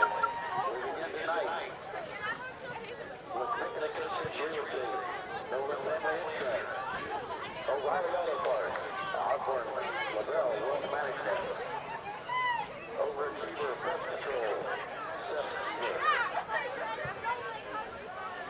Palmer Property Management, Dave Palmer, Panther Hollow Dental Lodge, Joe and Linda Wilson Wheeler, Powell Nursery, America, Justin Guerrero and Associates, Punta Gorda Marina, Punta Gorda Self Storage, R. Friction Plastic and Center, Ramon L. Anderson Attorney Law, Rio Yellow Baby Tackle, Riverside Real Estate Services, Robertson Shooter Home and Inventory, Robert Bowman, Remax Unrealty, Royal Palm, Memorial Gardens, Royal Palm Press,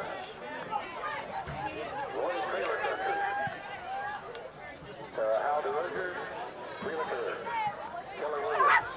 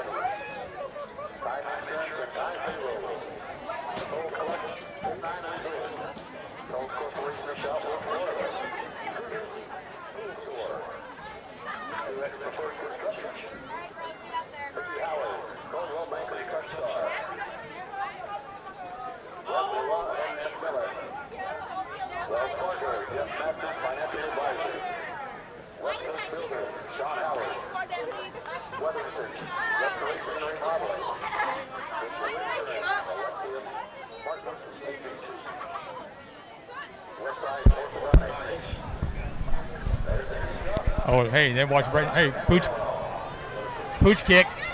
Oh. Here we go. The wrong guy. Hold on to it. I think Brady Nickel just made a tackle on his own player. He's just a tackling machine. Whoever's got the pigskin, he's going to tackle it. Hey, good job there, because Tarpons just tried to do a little pooch kick in the middle of the field there. Jaquez there was able to get the ball, make a nice little return. We start off here right at the 50, gentlemen. And if we remember last week, Braden River, he did the same thing. And yeah, that pooch kick has not. When you get the ball on the 50-yard line, that's called a short field for sure. The wind has kind of died down a little bit, it seems. Maybe not. Xavier Williams, now he takes it, hands it off to Sajel Hickson. Great cut on the Mike linebacker, crazy moves. He goes for the first down. Yeah, this is where we saw last week where Braden Rivers started to wear down, and maybe we're seeing more of the same Rick. Yeah, and I think that we got away from that a little too early in the first half, and maybe we just need to run the ball. We can do it effectively and just wear them down here in the second half. 11:34 on the clock. Zay Williams is back there, Sajel Hickson, and he fakes it. Now he looks for the long ball. Now he's rolling. He's just going to tuck it and run this one. And a nice run down the sideline. And it's going to depend. He has the first down. Great play. You know, Rick, it looked like he was just going to step out of bounds. He said, heck no, I'm going to cut it up and get a few more yards. Well, nice job, because he tippy-toed there on the sideline, picks up some first down yards, and move them chains. Impressive once again with Zay's running ability here, getting better every game. Xavier Williams awaits the snap. It is 11:16 on the clock here, third quarter. Hands the ball off, and there's Sajel Hickson. Switches the ball over, shakes out of attack, reverses his field, middle, and now he's got a block out there. Got the edge, and he is another first down. How many times have we seen Sajel Hickson do that? It's remarkable, and I tell you what is even more remarkable. there was not a holding penalty there, which would be easy to get on something like that. Or somebody downfield, whatever we've seen in the. Sajel is incredible. And watch him switch the ball over in traffic there. Right there. And then he gets a stiff arm out in front. And we know he has a hand issue from the other game. Now we got the pass out there, and it's in for the touchdown. Is that CT? Is that Curtis Thomas? CT Magic. Curtis Thomas. Just what the doctor ordered, to come right down the field in a little over a minute, and go up 3 scores. So we're watching the highlight there with Sajel, and then right down there, wheel route to CT Magic for 6. And when you run the ball effectively, like we said, Rick, that we start, that opens up that pass, easy pitch and score. Yeah, a nice pass by Zay Williams, and a nice catch there by CT. We haven't heard from him much tonight. Oh, kick nearly blocked, but it's up and good. Good snap there. So get a kick out. A great service from our friends at DeVito's Auto, located in Ellington. And Tommy is watching in tonight, watching the TigerVision broadcast. And Tom DeVito wanted to say hi to you out there. And, we talk about our advertisers and that kind of thing. In our community that we live in, on my vehicle, and keeps me going down the road, and they do such a great job. They've been great to me for many years, and I want to say a special shout out and thanks to Tom and Vincent and John DeVito. John was a really nice pulling guard, offensive lineman here for Palmetto High School. Great Palmetto High tradition. I see him at the gym early in the morning, and I thought he was coming tonight. He said they were bringing the whole family. Well, John is here. John and his family, they're here tonight. John's here. Yeah, John's here. John came up and said, hey. Yeah, John is here, so we've got half of the family here. Half of the family, but Dad's not. I didn't see Vincent around here. Now Rafael Gonzalez, short kick, high kick, and they're trying to find a little crease there. Coming up the field at the 10-yard line is Asher Thomas, and he takes a hit there, and he's going to be tackled at the 31. Tigers tried to surprise them, and they were prepared for that kick. So I know we say it each and every time, but it's really just up to the defense, keeping this Tarpon team, this explosive offense, out of the end zone here, and just allowing the offense to continue to try to rack up some points, because this game is never over. We cannot score enough against this team, and we have to stay away from the big plays. 10 minutes and 34 seconds on the clock. Busha awaits the snap. They're running the wing T here in Charlotte. Asher Thomas in motion, and they fake it to him, and that's going to be Busha goes for a nice gain of about 8 on the play. He's their best he's good. Run producer. And need to key on him a little more. He's the one that's probably got the majority of their running yards tonight. So Michael Brown, with a stop, and Busha awaits this one. Single receiver out there, wing T. Look for the slot back coming around, Asher Thomas, and this time he's again fakes it and steps up for the first down. Tackle is made coming up from his safety position was Jaquez Hughes. Yeah, so they found a little crease here that they like on that right side of the Tiger defense, so we've got to try to clog that hole up.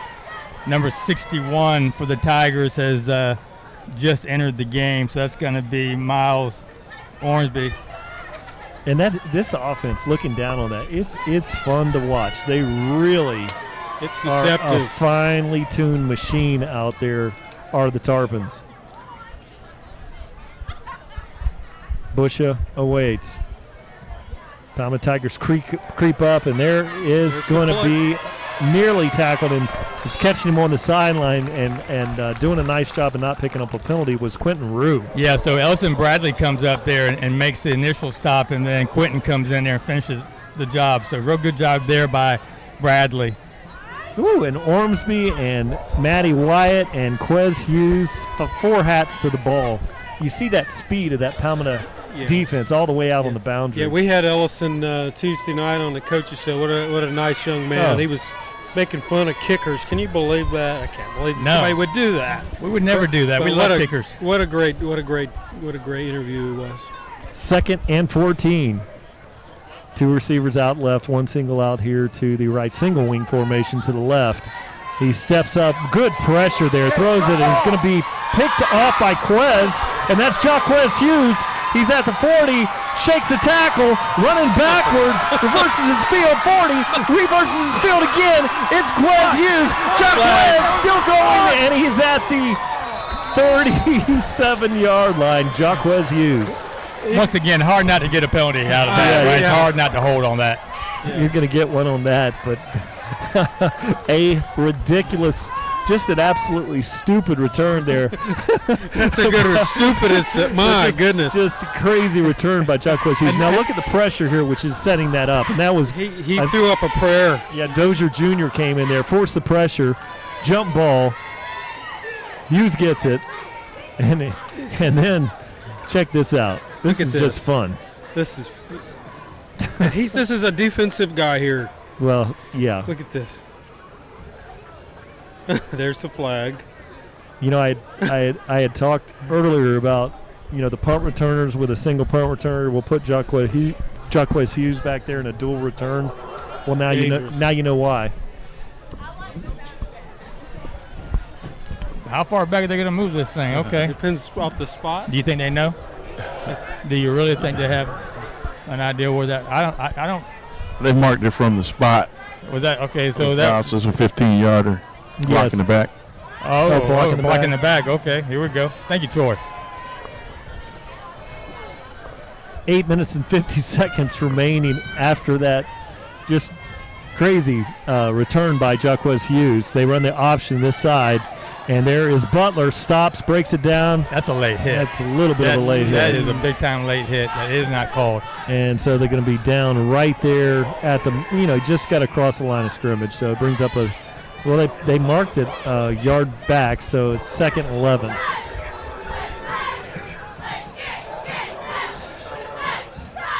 Sajal Hickson stops, bounces it out, changes direction, and he's got split him in the middle of the field. I mean, you cannot teach that.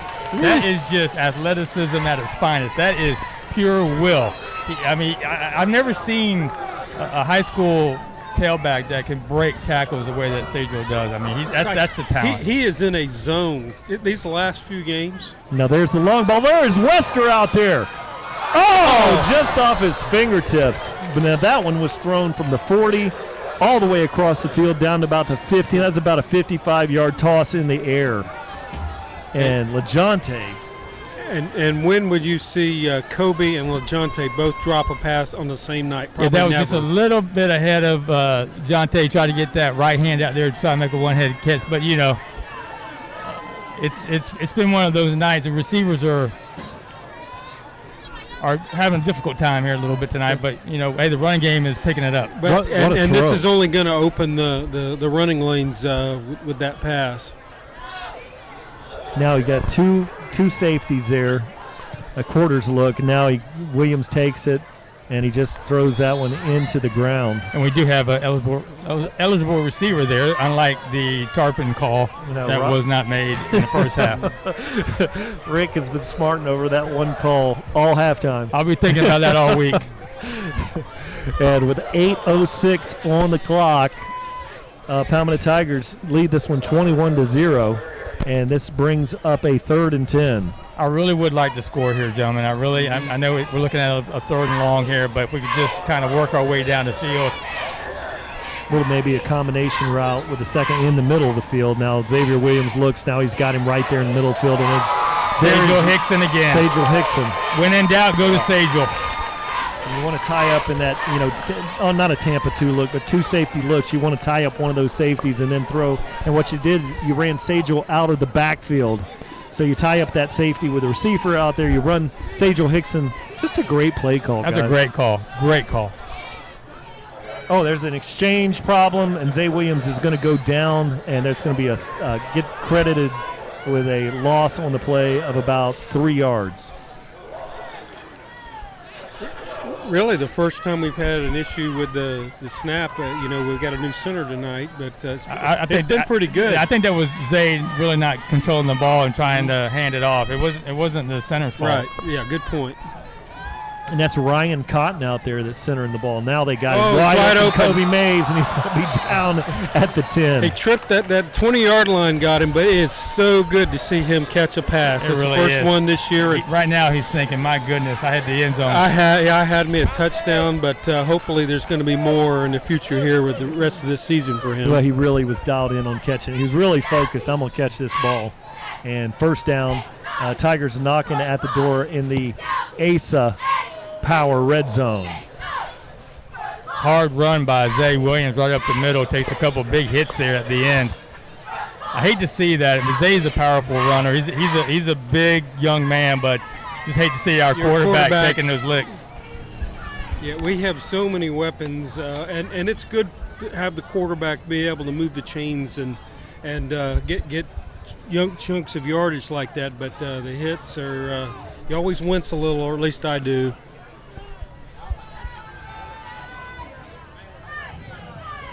Xavier Williams looks, throws the option out there to Sajel Hickson, and he shakes a tackle or two, but he's going to take a loss on the play. They finally got him, gentlemen. They did. They finally stopped him. You know, we're halfway into the third quarter, but they shut him down there, at least for one play. He is something tonight. He is such a difficult tackle tonight. I mean, just remember in the Manatee game, and we were struggling, and they were talking about the offensive line, but we could not run the ball, and now it's just night and day. Yeah, water break. But, you know, when you go back to that game against Manatee, and we started to see life in the second half of that game. We really saw the offensive line for the Tigers come into their own. We started to see them pushing those D linemen back, opening up gaps for the running backs. And ever since that game, that was a pivotal game for this O-line. They have been solid throughout the rest of the season. Absolutely. They've been clicking on all cylinders. They have come together, working together as a unit, and then when you have the receivers blocking for each other, great things happen. I think if you that's a reflection on the yards that Sajel has been able to pick up here every game. I mean, he's got to be one of the leading rushers in the county. And he'll be the first to compliment his offensive line. and here is the roll by Zay Williams. Looks to the back of the end zone. Got a man out there, Curtis Thomas. CT jumped just a little too early. He jumped just a little early, so that'll bring out Rafael Gonzalez for a field goal attempt. As we look at that wind, still kind of blowing northeast, Kenny. Well, but now it looks like it's blowing more east than it is north. You just got to make your adjustments, and you just want to probably angle for the left upright on this one, and you have the natural hook anyway, so you just move your adjustment over. So this will be a 34-yard kick by Gonzalez. The snap is good, spot, the hold is good, the kick is up, and it is good. Rafael Gonzalez get a kick out, a great service with our friends at DeVito's Auto. While we were there, I wanted to talk about one of our sponsors, ASA Power. We're in the red zone down there. ASA Power has been an electrical contractor, 25 years of experience in Palmetto, and the great sponsors we have, with drug-free Manatee, and that very important ad that they have. And today, for me personally, the guys at Richardson Stenton Roofing are putting that new roof on my house today. And it is an absolutely beautiful job that they're doing there, guys. So you made it through the rainy season? Everything good? I did. I survived. So 5:41 on the clock. Troy, what's he feeling down there on the sideline? Hey, again, it's just straight business. I got the chance to talk to Rafael while he was warming up and asked him how far he could kick tonight in this wind. In the direction he just made the field goal, he said he was good from 50. He knew the wind was going to be picking up, but he said he could kick it from 50 tonight. So he's doing a great job. The guys are really excited. It's just business down here. Thank you very much. Great kick there by Rafael Gonzalez down to about the 5-yard line. A high kick, and it's going to be fielded by Asher Thomas looking for the sideline. Chase there by Stamp. He's got the edge, but Jacquez, he's going to catch you. He's got some jets. He does. Jacquez Hayes, he's legit. Everybody says they can run a 4.4, and yeah, that's a lot of talk. But Jacquez Hayes is a guy that I would love to see out there running a 40. because you can see it. Watch the closing speed here. Yeah, look at him right here. Watch this. Right.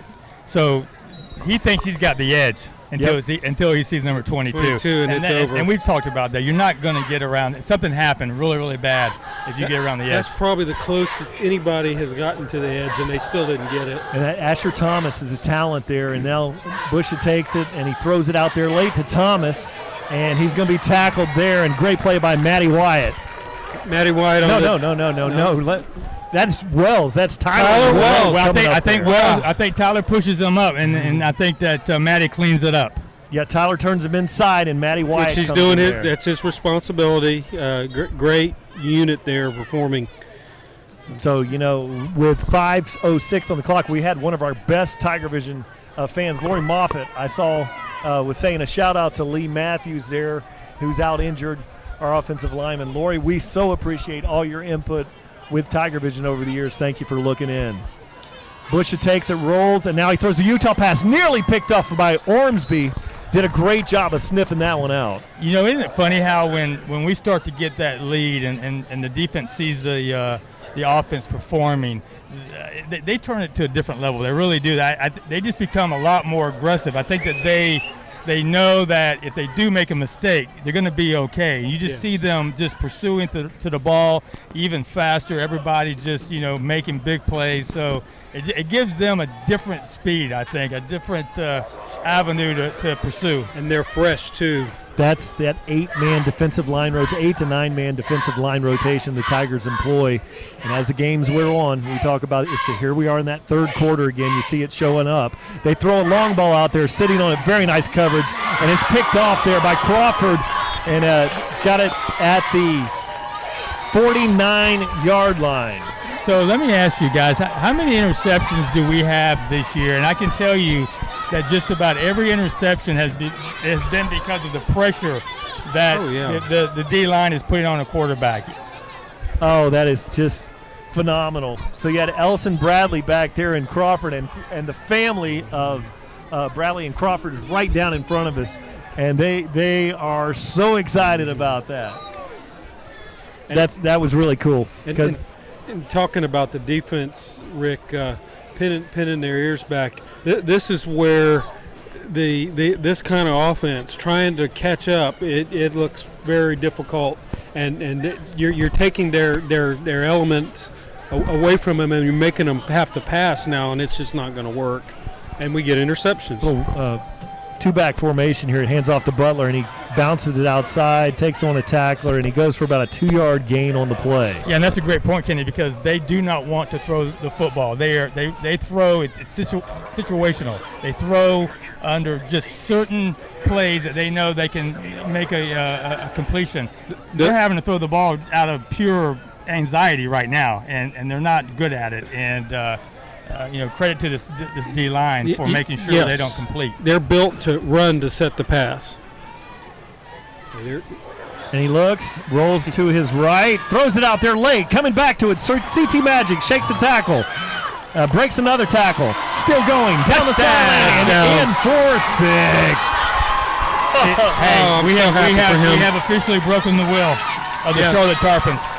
Yes. And you have seen it here, and that no flags on the play, so that's going to be a 30-0 lead. Now watch CT Magic out there. Great blocking out there. West out there with a great block. Look at Zay. Look at Zay, though. Zay Williams steps up.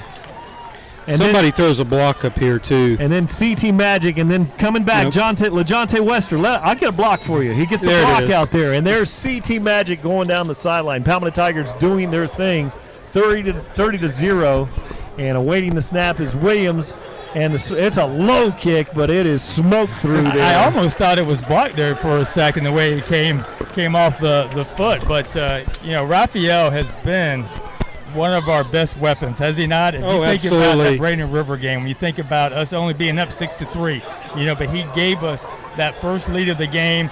And from that point on against Braden River, we just, we blew it wide open. But this is good to see, y'all. This is really nice to see that we're 31 points, 31-0. The defense still playing just outstanding football. because you never know what you're going to get here against this Tarpon team. You never know what can happen. There's so many things that you have to prepare for, and for them to still be laying a goose egg here at 3:09 in the third quarter, that's exceptional. Well, you think about the Braden River game, 3 points, and now you're into the second half. Probably the two toughest district foes, no touchdowns. That's incredible. It's incredible. And I'm just looking down at Thomas Bell in Spokane, Washington, 19 degrees out there, but he doesn't care. He's all warm, toasty, and fired up watching the Tigers. And Thomas, always one of our great fans out there. And I saw a tweet there from my mother. Is your mom out tweeting? She's out tweeting tonight and saying, let's send those Palmetto Tigers to Tallahassee. Thank you for your support, Mom. I love you. And as always, I wanted to say hi to our spouses tonight while we got a chance. Diane at home, thank you for always supporting us on TigerVision. Yeah, my wife, Lapita, she is watching us as she does every away game with my 11-year-old Brody. He's supposed to be doing some schoolwork, but I know that he's peeking around the corner, making sure he keeps updated on the score. And my wife, Shelly, is probably peeking in, but she's checking out her Facebook Live shows here of late. And now Busha takes it, hands it off to the big fullback. Ball's on the ground. Wow. Actually faked the handoff, and that's going to go for a loss. Yeah, Kenny, I want to go back to what you were talking about with the two big district games where we basically held those teams out of the end zone. If you go back to that Pinellas Park, right? So we really started coming alive. But when you go to that Largo game where the only points that were scored was on, 5 minutes ago when we had every youngster out there. We had all the sophomores. I think we had a couple freshmen. I mean, this JVs. This defense has been stellar. Stellar is the word. Just lights out. And they're dialing them up here. 5 across the line. Heavy pressure. And he keeps it, and there's nothing there. Kendall Reynolds comes down from the backside. And so no gain on the play, brings up a third and about 11. You got Jalen Wester out there. You just keep your eye on him. It's just a matter of time before he makes some huge play. We've seen him time and time again just, laying his body on the line to make a tackle. This is where this offense looks very peculiar, trying to come from behind. And Rick, you made a point. The defense we had in 2011 when we made the run all the way to the semis was the best in the state. I'm seeing something possibly right there. Nathan Bernador was the defensive coordinator that year. That was now they throw the slip to my goodness. And he dropped it. And now it's going to be recovered by a lineman hustling back on the play. Was that Kendall Reynolds? That's big Floyd Dozier. Floyd Dozier. That's 275 pounds there. Now, moving down the line, trying to score. There's a penalty flag on the play there. Oh, of course. Just too much. Excessive domination there by the Tigers. He strips it out of there. Now hustling back was Jacob Steele. So getting credit on that one eventually was Jacob Steele doing a nice job of hustling back. It's got to be a block in the back or something on the return, a personal foul, something along those lines. Those defensive linemen, Rick, they don't. That might be the last time he touches the ball all season, or maybe the rest of his career. That penalty is on the Tarpons. I didn't catch the call. Probably personal foul. Yeah, Floyd has been such a just incredible player for us, a D lineman who really has clogged up the gap. Right, every single play he has been that player that can turn a game around, and he's so quick, and we talk about how fast he is. I mean, he just jumped out there and intercepted a ball it was going to be a little screen pass, and he read it. Well, I was looking across the field there, guys, and Ellison Bradley, number 9, and Raquan Crawford, number 7, are on this side of a quarters coverage. You got 4 back there.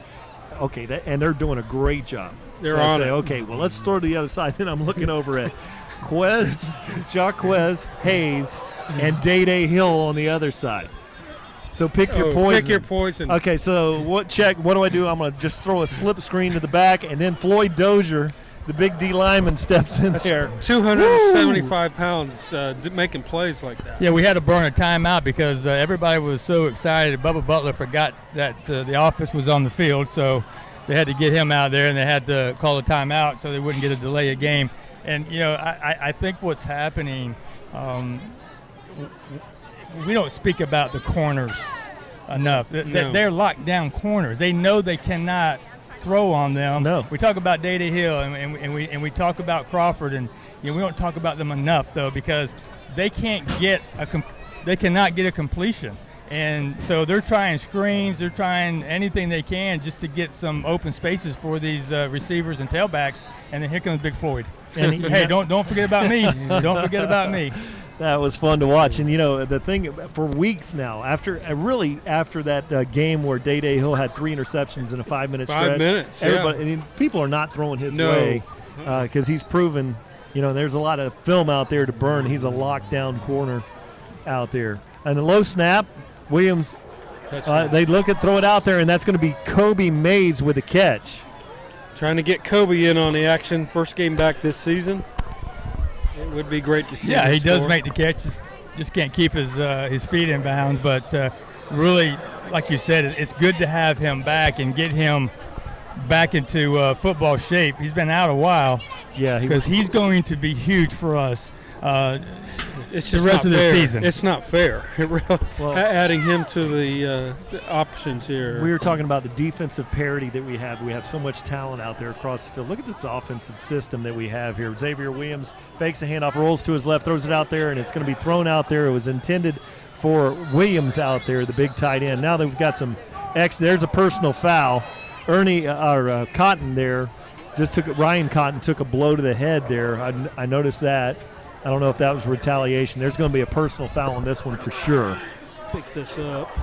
So in the middle of the field, I saw Cotton there, and then a player got the hands to the top of his helmet to his face. There's going to be at least one personal foul there on the Tarpons. Don't know what happened prior. We may have picked one up in the beginning. That may be why you saw the retaliation from the Tarpon side. Yeah, I think we might have had an offsetting one there.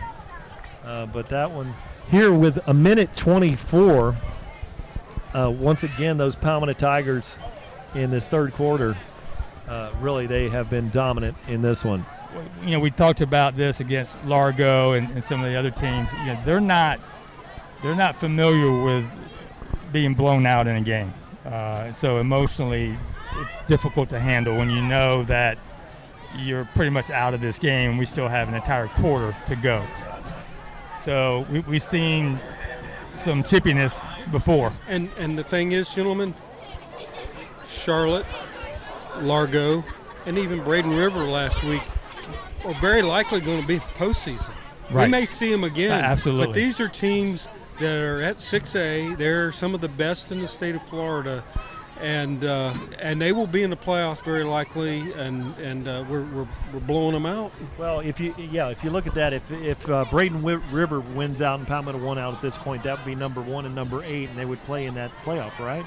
Well, it just depends. It comes down to how that formula kicks out. They could be as high as 5, or as low as 8. As low as 8. Yeah, so it could be a 1-8 or 1-5 slot. We could see Charlotte in the first round with teams winning out. And Ken, I knew you would have the answer. And Williams looks. He's got it out there, and what an adjustment by Butler, and threw it over the outside shoulder. I think Bubba was looking for that one on the inside, and so that brings up. They got third on the marker. They got second down on the clock. Now it's third. They got caught up. It's third here. Yeah, so that the play prior to that, it was offsetting penalties. So we gained a down. We didn't lose a down on that, and brings up 3rd and 7. And this is where we need to get better. This red zone offense, we need to get a little bit better at scoring. We can't always rely on Sagel. We've got to get that ball in there, and Zay's got to find a receiver. Xavier Williams, it was a little Utah pass there. Wow. To Butler, tries to maintain his balance, and he goes for a big loss on the play. He'll bring up another field goal situation for Rafael Gonzalez. So again, we stall in the Asa Power red zone here. Asa Power located in Palmetto with service as electricians for over 25 years. 53 seconds on the clock winding. Gonzalez awaits.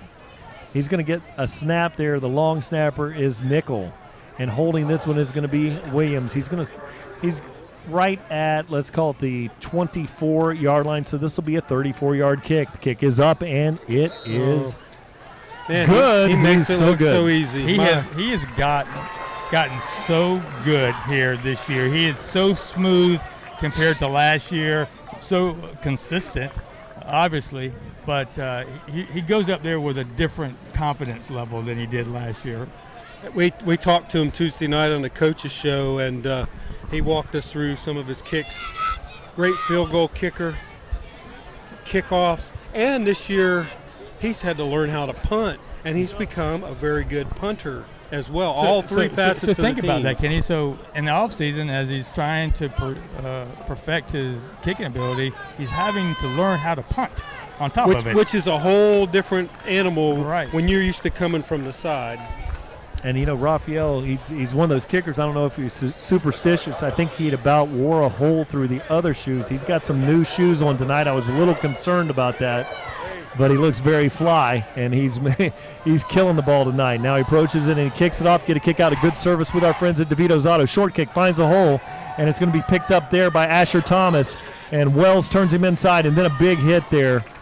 Coming over the top was Ormsby. To make the play. Again, great coverage by the kickoff team. Tyler Wells doing his role and waiting for the help, and again, they're right where they want them. Yeah, and that's really just a testament to Coach Robbie Stevenson, because I don't think we don't focus. We focus a lot on the fact that these edge players on the kickoff, their job is to push the runner in so they can't break loose down the sideline. And we see Tyler and Day doing just that every kickoff.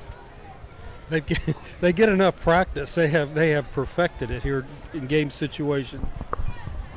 Jaquez Hughes is back there in his safety position. Kendall Reynolds is out here on the edge, along with Davion Cummings over here coming in hot. They run the option to the left-hand side of the field. Ormsby tracks it down from the backside. Ormsby flying around, and then we had stepping up as Braden Nickel to make the tackle. Yeah, and Jalen Wester was right there to knock him off balance, and Braden and Ormsby were able to clean it up. But I tell you, just a dominant performance here, first 3 quarters of this game by the Tiger defense. When you look at them, gentlemen, as we go to commercial, we'll continue here in just a minute.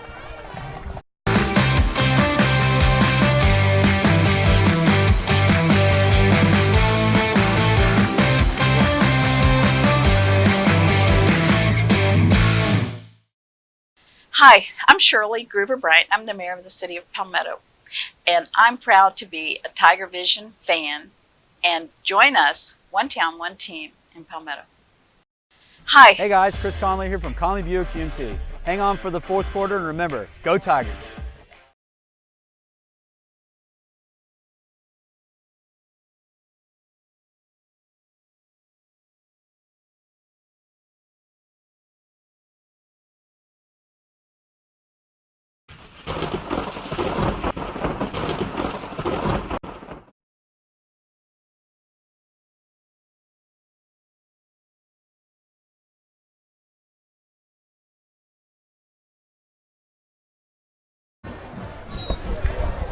All right, Palmetto Tigers in defense now. It's 2nd and 8.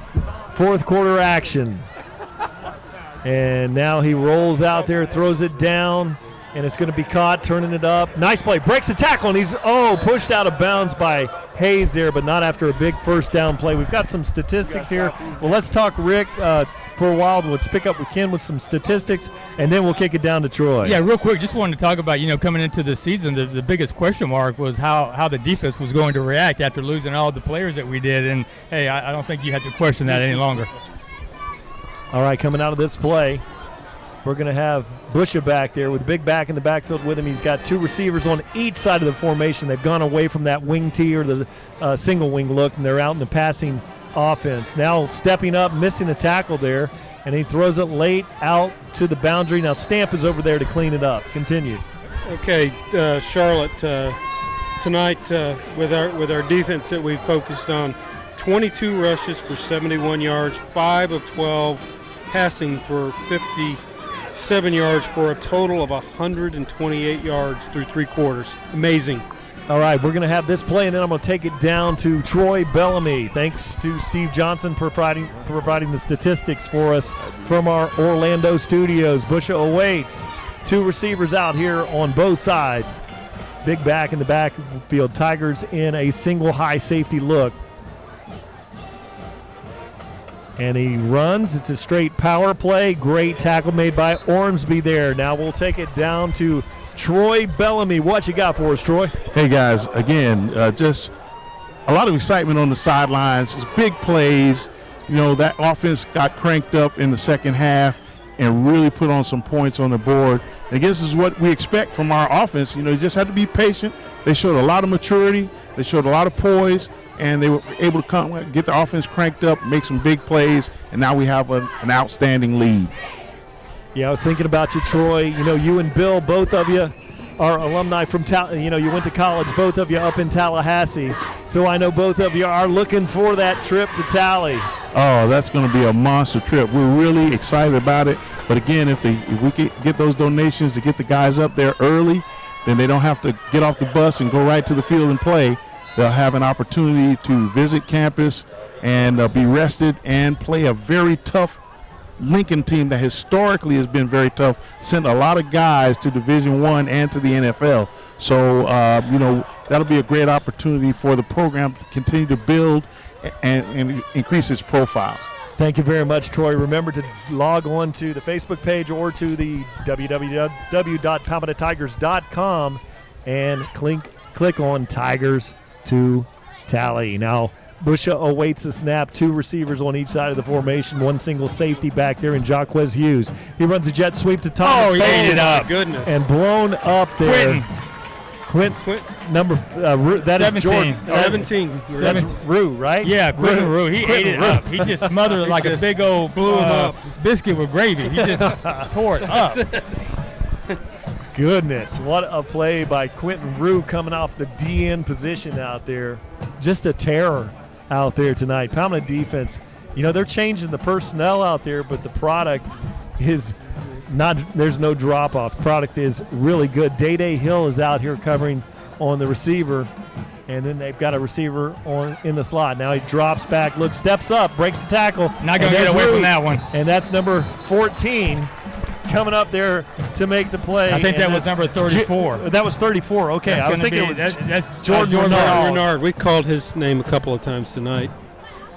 Man, those Tigers. Let's see. Yeah, that's 34 over there. Coming from the second level. Great play.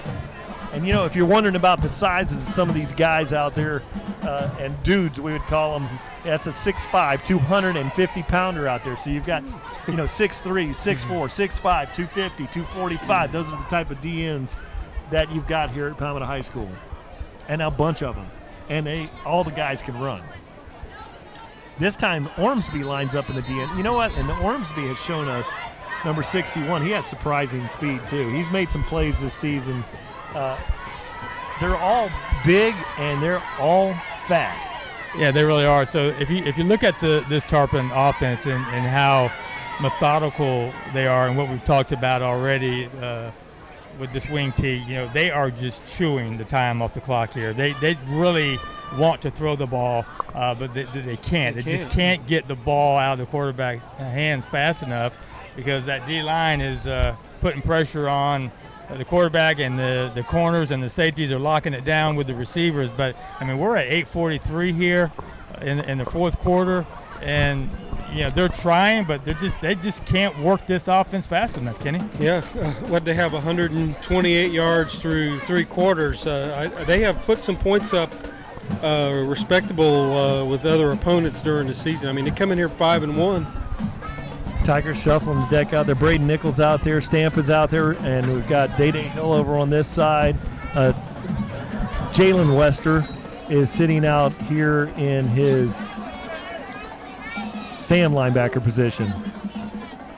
And he rolls over there to the right. Oh, nothing doing. Throws back late across the middle of the field. That's going to bring up another 4th down. It's going to be a 4th and about, let's call it 4th and 18 yards. Just nothing but white jerseys all over him, just running as fast as they can to get him on the ground. He just throws it in the middle of the field, just hoping that somebody in blue picks it up. But they're going to pump this ball off. They're letting us know, hey, you know what, we can't move it on you. So 8:37 here remaining in the fourth quarter. Jonte Wester's back there to return this one. It's about time for him to score. Oh, and Root got in there very close. And that one's over his head. He's going to make a play. And he turns it to the middle, bounces outside. There's a hold out there. And Wester's going to go down the sideline. He's probably gone to the races. Forget about it. Yeah, but that's going to be, that's going to be on his brother. That flag, that flag is going to be on Jalen. You think there's going to be some talk around the dinner table on that one? What I saw was a block, and then he laid down on top of the defender. Isn't that allowed? That's what I saw. I'll have to look at it on the replay. Let's see if we can look for number 21 here. And so he, and you know what? Usually you let the ball go if it's inside the 10-yard line, but with LeJohntay, why not? And there's. Where are we looking? I don't see it. Okay, look at that. That's right there. And he's keeping him down. I don't see that call. I don't see that. It had to be somewhere else. So we need to make sure that Jalen has this film. Here. Holden? He held him? Yeah. But that flag is already thrown before then. Yeah, you're right. Yeah, you're right, Rick. Good point. So, really, I thought little brother Jalen was clean on that play. Yeah, so we need to make sure that Jonte sees this film so he doesn't come down too hard on Jalen, because that's not a penalty. He's going to run one back every so often that they're going to throw a flag on for some reason. Yeah. How many times is it? 10 now? At least. So you're going to see our young quarterback now. You're going to see number 12 back in here. We haven't seen Joshua Sipling for a while. He's been injured, but here he is. And Josh Sipling looks good. He comes into these games, with LeJohntay. Here we go again. At least it wasn't much return yard. It was only like a 97 yard. 97. Yeah, only a 97. And he hadn't scored all game, and it was time. And only a 97-yard return. He's had so many of those. And then, I think Josh is still laboring just a little bit. Sipling, he picked up a leg injury a few games ago. Because he one game that we were broadcasting, he came out there and he looked like Michael Vick, So I think he's still. Here they throw a bubble. A good block out there. Goodness, that looked like that one was going to be intercepted. But see, Curtis Thomas with a great block. Yeah. So now 7 minutes and 21 seconds on the clock here. Your Palmetto Tigers dominant in this one here in Punta Gorda at the Fish Bowl. Curtis Thomas with the block there. Yeah. And there's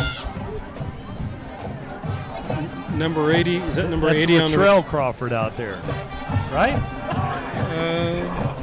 Another Crawford out there. Latrell, yeah, 5'7", Yeah, that's Latrell Crawford, a sophomore, and getting these younger guys out here and giving them some much needed playing time. And it's hard to be a JV player right now, going up against the ones every practice, and you don't get into the game. So anytime that we have an opportunity to put these young men into live action, it's been hot out there the entire summer leading into October. There's not a cool day out there yet, and they're there at 3 o'clock, going up against these huge defensive linemen and trying to make something happen. And if we're in a stretch run here, you have to build depth. You also we were talking about it Tuesday night with the coach Marino about where you start resting starters when you can, because at some point, like at a game like this, you don't need a quarterback or Williams to go down or another or Wester.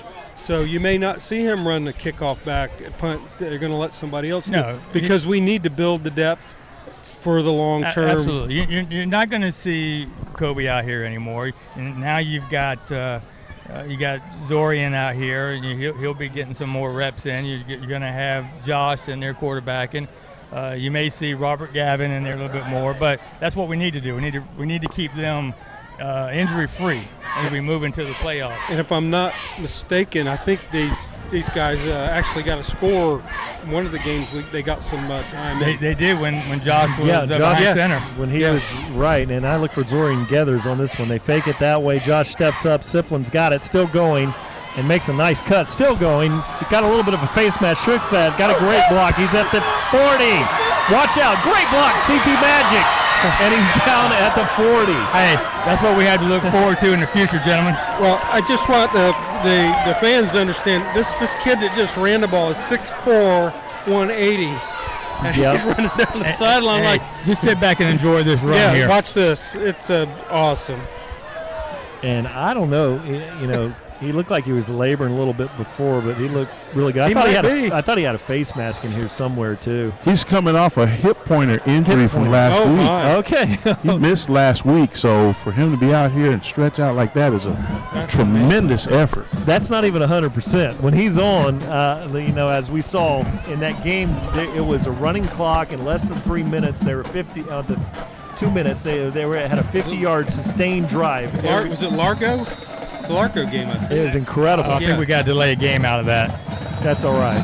Hey, that's okay. Took a while for everybody to get back down there after that incredible run. So we're going to have a delay a game here. What we're setting up here, I look for Zorian Gathers out here to have an explosive play. The way the safeties are kind of creeping up, I don't know if we're going to throw the ball down the field, but Gathers may have something on like a post route, but we'll see.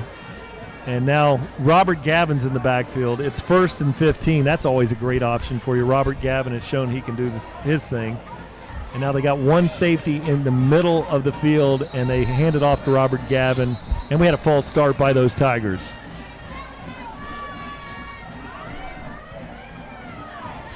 And so we've got some young players out here, and some of these players we don't even have numbers on, you know. So we're just out here trying to do our best. But I can tell you we've got a lot of sophomores out here, gentlemen.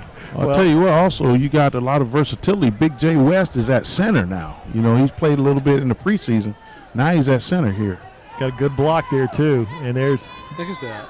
a lot of push there. Gavin struggling to go forward there. And it was funny, the last play where we had a false start, we've got so many coaches near the sideline. They were nearly picking. The referee was so upset with them getting a sideline warning, but they've run so much personnel in out there that they're working extremely hard over there just to get the right players out there in the right combination. Great coaching staff here for those Palmetto Tigers. 5:15 on the clock. Siplin runs the option, pitches it late to Gavin, looks for the edge, and he's bulldogging his way for a late game. flag from the back. The head ref. I don't know. It has to be a hold, I would imagine, right? Yeah, I would think on a wide toss play. Let's see if we can pick something up. I'm looking here. Let's see what Unless it was on Zorian, but I don't see anybody engaged. Block behind the back. I would call that a block in the back. The public address guy crossed me up here with a block behind the back. And so we'll just go with block in the back. I thought it was a block in front of the back. Is that the same? I don't know. All I know is we're chewing up time. Chewing up time, 4:52 on the clock. And it's really fun here tonight in Charlotte for your Palmetto Tigers. Man, a huge Palmetto Tiger crowd here in the visiting section. And then forward progress is stopped there, so that brings up a third and forever, 30 yards from the first down marker. So, guys, you know, we've been up here before. We've had some very dismal Charlotte games, and we've sat up here. We've been on the other end of this score we have tonight, and you know, so it's refreshing to. We haven't won here in a long time. Well, we won here last year. I thought they were home last year. They beat us in Palmetto one year. But we beat them last year at home. We had to come down here to get into the playoffs. Right. They were the top seed in our region. They were the top seed, and gotcha. they didn't play the Muse, the quarterback, and so now here's a long ball out there. Receivers making adjustments. And defended a great job on defense over there. He may have been. Did he intercept that, or was he out of bounds? No, it was an incomplete pass. Okay. Dropped there. So now that brings up a punting situation for your Palmetto Tigers. You know, one thing we're talking about the Tigers to tally, and I'll talk about this as we wrap up the program. And we do love TigerVision, but next week is homecoming week as we face the Southeast Seminoles next week at home. Timmons has the program over at Southeast going in the right direction, and it's going to be a very exciting game. And Palmetto Tiger fans, alumni, we really want you all to be there in the stadium at Harley. I'll talk about that later. Gonzalez takes it. He drives it. Nice kick. Turns it over. Mackerel. And it's going to be Braden Nickel making a great tackle. No, that's Wester back there. Well, Nickel gets down there and forces him out, and Jalen Wester doing his thing. And so let me say this. Do we have the strongest schedule in the entire state or what? I mean, we don't have an easy game. Going into, I don't care if we're home or not, that's going to be a very emotional game against Southeast next week. That's going to be a tough game, you know. And whenever you're playing a rival, whenever you're playing against young men that you have grown up with and you've been playing against since Pop Warner, you know, we just don't have anything easy. We have to make things happen ourselves. And Troy, I see you down there. You get to talk to the players coming off the field as they make the plays. I'm very envious of what you got working down there. It's a lot of fun to be down here with the guys. A lot of these guys I've coached and seen grow up through the ranks, so I'm very happy for them and the success they're having. That's awesome, Troy. Keep it coming. 3 minutes and 30 seconds on the clock here. Troy, it's nice to see these young men when they were 7 and 8 and see them out here on this high school football field, not only competing but producing. It's a great feeling, isn't it? No question about it. I mean, some of them are looking down on me now. I'm 6'3", and they're looking down on me. Hey, coach. You know, hey, and so it's good to see it. And again, that's a testament to the program, and that's why it's so important to give to that travel to tally donation situation. Thank you very much, Troy. And now they bring in the quarterback. There's that defensive back coming in there that is now playing quarterback. I think they finally got Busha out of this one. Yeah, that's number 8. He's a nice-looking quarterback there. He is Keon Jones. He's a running back DB sophomore. He'll be very effective in this offense in the future. 2 minutes and 43 seconds on the clock, Troy. We're winding this thing down. It's kind of a fun game for us here at Palmetto Tiger fans, longtime Tigers like Ken and I, and Rick up here with us. Rick, the pioneer, started the broadcast years ago, and we appreciate all the fun that we're having up here down here in Charlotte. Now they take it, they roll to the left. Quarterback's got it. He looks very nice, and he tucks this one up, and then that's going to be Avendano, the journalist. Avendano, one of the things that he does for the high school, and he's a player. He makes a lot of plays.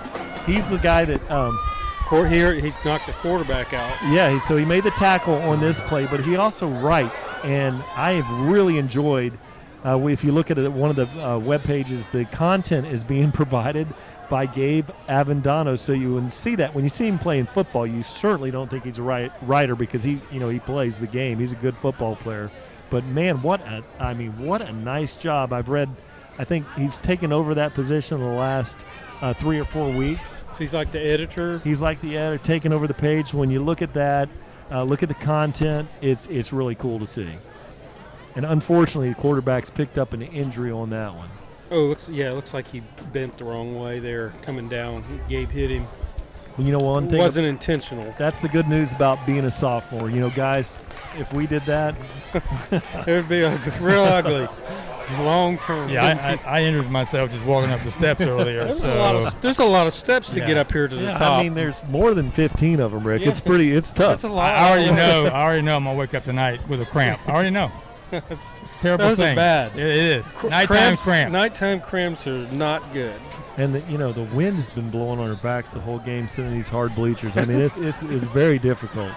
But 2 minutes and 12 seconds. We're having a lot of fun down here in the Fishbowl. Palmetto Tigers with a dominant performance, leading this one 34-0. Now another quarterback into the game, and that's Busha coming back into the game. And John DeVito passes at the press box, and now we've got a fumble on the play and a big loss, but it was recovered by Busha. It's good to see John DeVito of DeVito's Auto.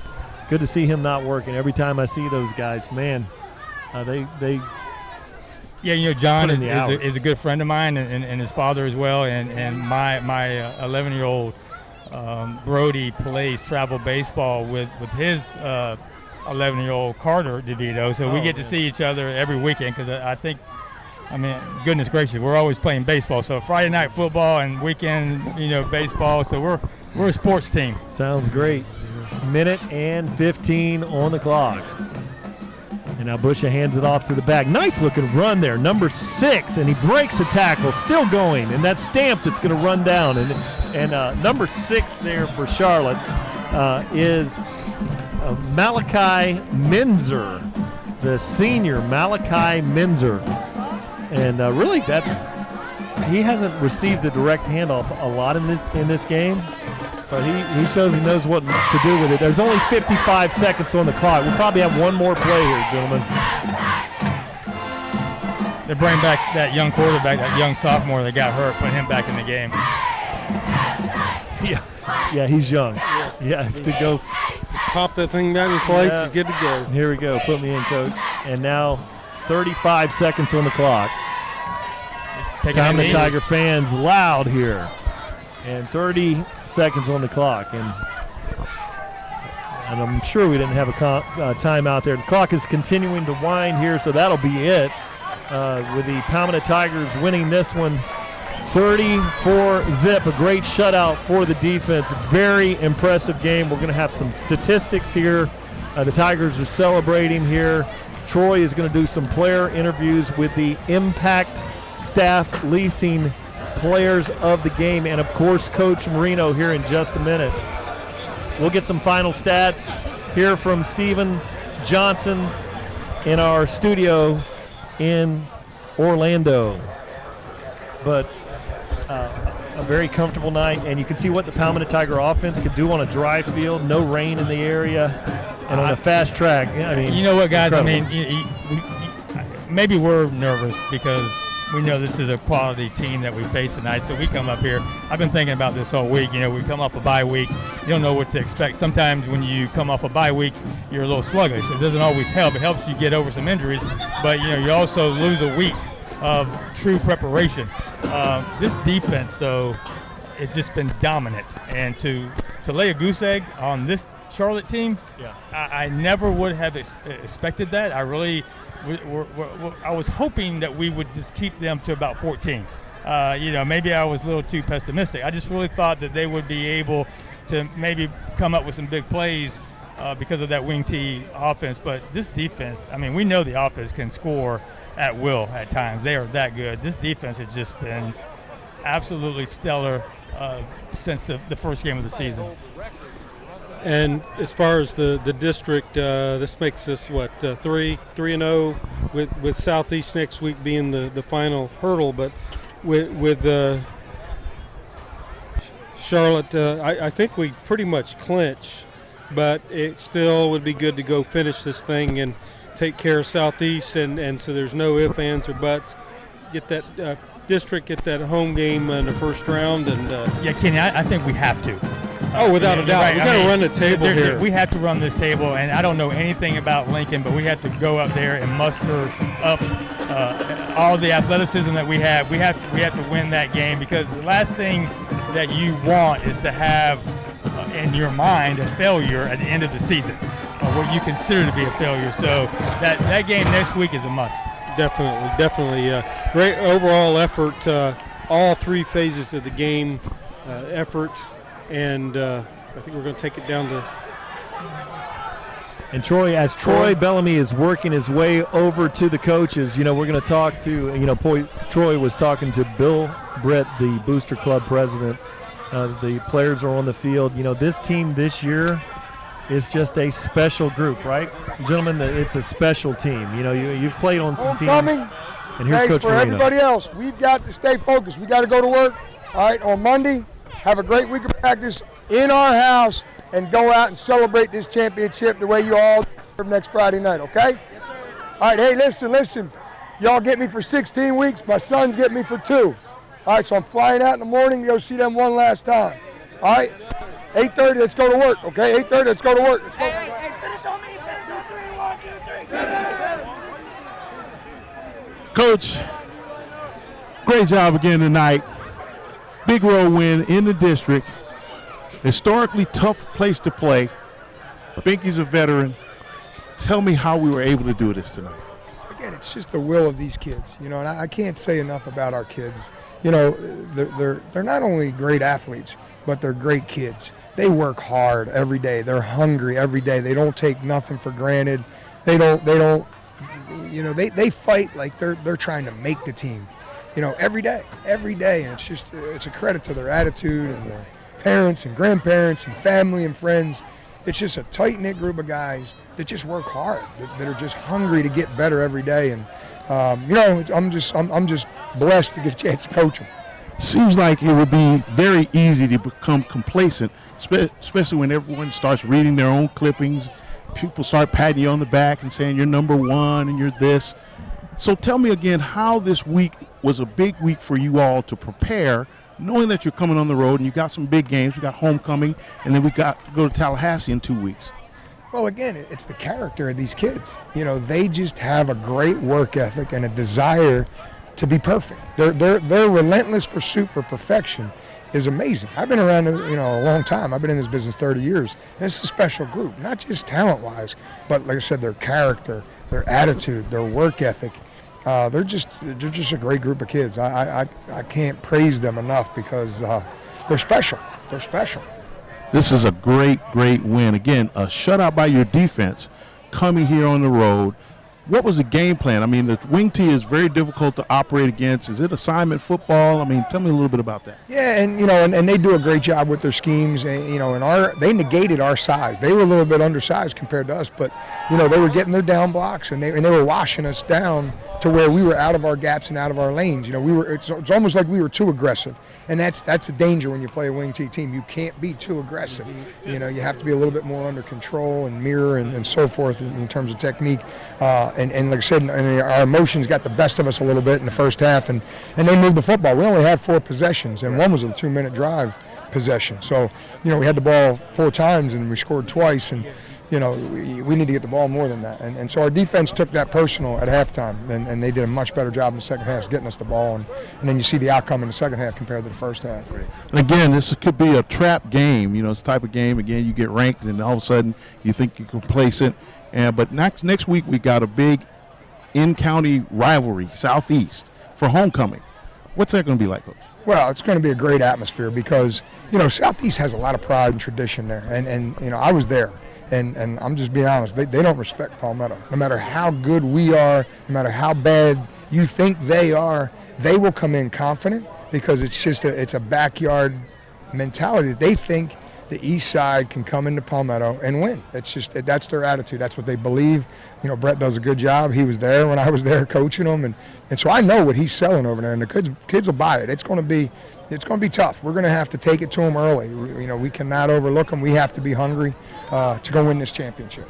Last thing, Coach, I know you're getting ready to get on the plane and go see your boys, but it was good to see Kobe Mays back. And again, we got a couple of Power 5 guys that are hurt. You know, Lee Matthews is at home. We want to send our best wishes to him. But, of course, it was good to see Kobe back out there. Talk about how not only Kobe coming back, but the other guys that stepped up in their absence. Well, again, you know, Kobe's a great kid. They're all great kids. Again, I can't say enough how gifted they are in terms of their athleticism, but how hungry they are and the way they approach their everyday work ethic and routine. And then Quentin Zanders, you know, you were there. You know, we were part of the Monday night mentoring, and I've been talking to him for 2 years now about, you know, hey, you could play basketball. I played basketball and football. You could do both, man. And you know, I don't know how many power forwards at 6'3" get scholarships in basketball, but you can play at the next level. And so he bought into it, and he's really worked hard, and he got better as the week went on, and he's only going to get better as the weeks go on. And I'm excited to watch him continue to progress. And it's sad, and that's what we talked about as a team this week. It's sad for Lee, but I was happy for Quentin to finally get his chance to get out and play full-time and not be a rotational guy. And I told him, I said, you're going to get every chance to play now. And so he took advantage of it tonight. He took advantage of it in his preparation all week, and then he took advantage of it tonight. And I couldn't be more happy for him. Great. Thanks again, Coach. Congratulations again. We'll see you later. All right, Coach. Coming up here. Again, big victory. Seemed like it was going to be a defensive battle in the beginning. They took a lot of time to try and take the time out of long possessions, short passes and runs. But we were able to get the ball, stayed patient. The thing that impressed me was the poise of the team. You guys never got rattled. Then you were able to put points on the board when you had an opportunity. Talk a little bit about that. Yeah, we liked the game plan coming in. I think first half we only got 4 possessions. I think scored on 2 of them. One of them was a 2-minute drive. So they did a pretty good job milking the clock a little bit. But like I said, we were confident. We had 2 good weeks of practice, so we knew if we got the ball in our hands, we were able to do some stuff with it. So we were happy. Excellent, excellent. It was great to get Kobe Mays back in the mix. But here you have CT Magic, as we call him, Kurt Thomas here, making some big plays. Let's talk about a little bit about what he brings to the team, and then we'll talk to Kurt a little bit about tonight's game. Like I said, he kind of goes under the radar, and he's a huge part of our offense. The thing he does best is blocking on the edge, and you don't really get praised for that a lot. We see it as coaches, but we love having him. We wouldn't be the same team without him, and I was happy he was able to get a couple today and get in the end zone. CT, do you enjoy blocking as much as you do catching the ball? Yes, because I love to see my teammates eat. Wow. That's incredible, incredible. Great game tonight, man. Let's talk a little bit about the week of preparation. You guys were able to stay on task, not read the clippings and get too big-headed. Talk a little bit about what you all were able to do, holding each other accountable in the classroom, in the locker room, in the weight room. What is that like in the locker room? It's good. Our coaches made sure we didn't get big-headed. Like, when it first came out, Coach Todd talked to us in the film room. He was like, it don't mean nothing. Like, at the end of the day, we still got to grind. And it just make a bigger target on our back. So you have to be prepared. You have to be prepared, right? Great job tonight. Great job, CT. Thank you very much. Next, we have our big defensive player here, Floyd Dozier. Great job tonight. Coach, talk to me a little bit about this game plan. When you start seeing that we get district foes that historically have been good and we shut them out in the second half. Well, one, we held them to 3 points. The second game here this week, we hold them to no points. That's got to be huge. That's not just the players. That's got to be part of your game plan and strategy. It all comes together. We're a good football team. We put a good scheme together. We made adjustments in the second half where our game plan really wasn't working for us in the first half. We weren't getting off the field on third down. The kids adjusted. They're smart, and they just played well. I mean, we're a very good football team. We got to play like that at a high level all 4 quarters. Yeah, we got some big games coming up. How does being on the road in these types of games, in these atmospheres where you're able to make these things happen? Again, we basically shut out Largo. We come back at home, we shut out Braden River, but then come on the road. I mean, how does that happen? I mean, is that just the work that the kids are putting in? Are they watching extra film? We preach to our kids day in and day out that the only team we can lose to is Palmetto. We're a high-level team. If we play at our best and we don't make mistakes, there's nobody that can beat us, and that's how we feel. We don't worry about who we're playing. We just worry about ourselves. Excellent, excellent. Floyd, talk about a little bit tonight, man. You were able to make some big plays. You got an interception tonight and a fumble. I saw they were messing with you a little bit, but talk about that play and how it developed. What did you see? Well, they were running the same play outside, reach blocks, and then I decided just to go ahead and go out inside. And I seen the ball come as soon as I beat the block, and my hand just went up and grabbed it. That just came to my mind. Did you see that green in the end zone? Were you headed for the end zone? Yes, I was. Yes, I was. Because he didn't score. He left the ball behind.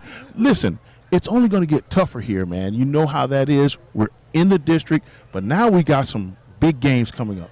Southeast. Can't take anybody for granted, and especially at homecoming.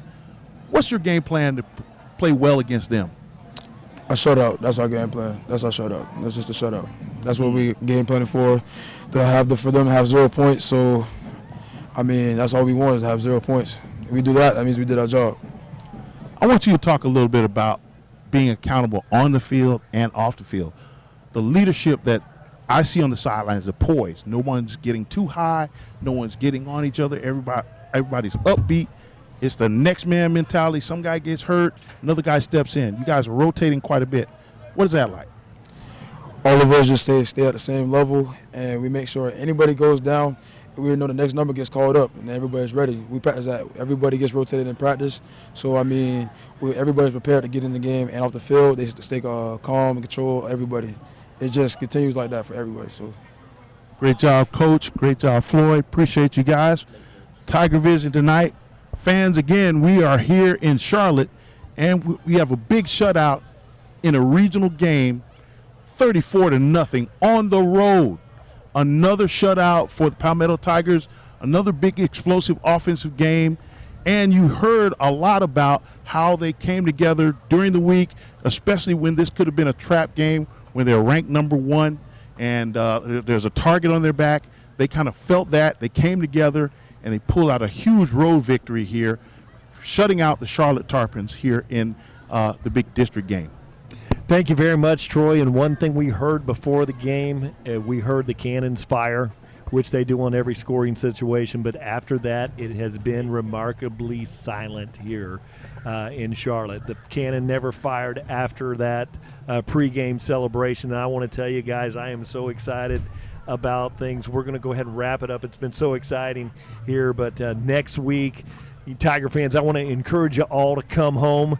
Be sure to join us next Friday night, October 18th, for homecoming at Harley Stadium as the Tigers face the Southeast Seminoles.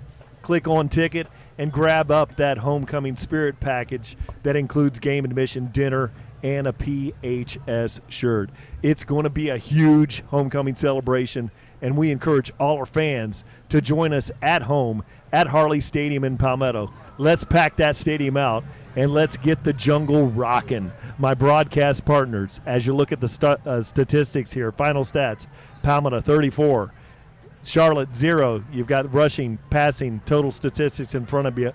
But at homecoming next week, let's pack that stadium out. Let's get the jungle rocking. And my broadcast partners, Rick Wells, Ken Burton Jr., Troy Bellamy, Steve Johnson, and the number 1 fans in the world, you, our TigerVision, as presented by Conley Buick GMC fans. Thanks for watching Palmetto Tiger football. And when it comes to football north of the river, it's all about our community in Palmetto. It's one team. It's one town. Go Tigers.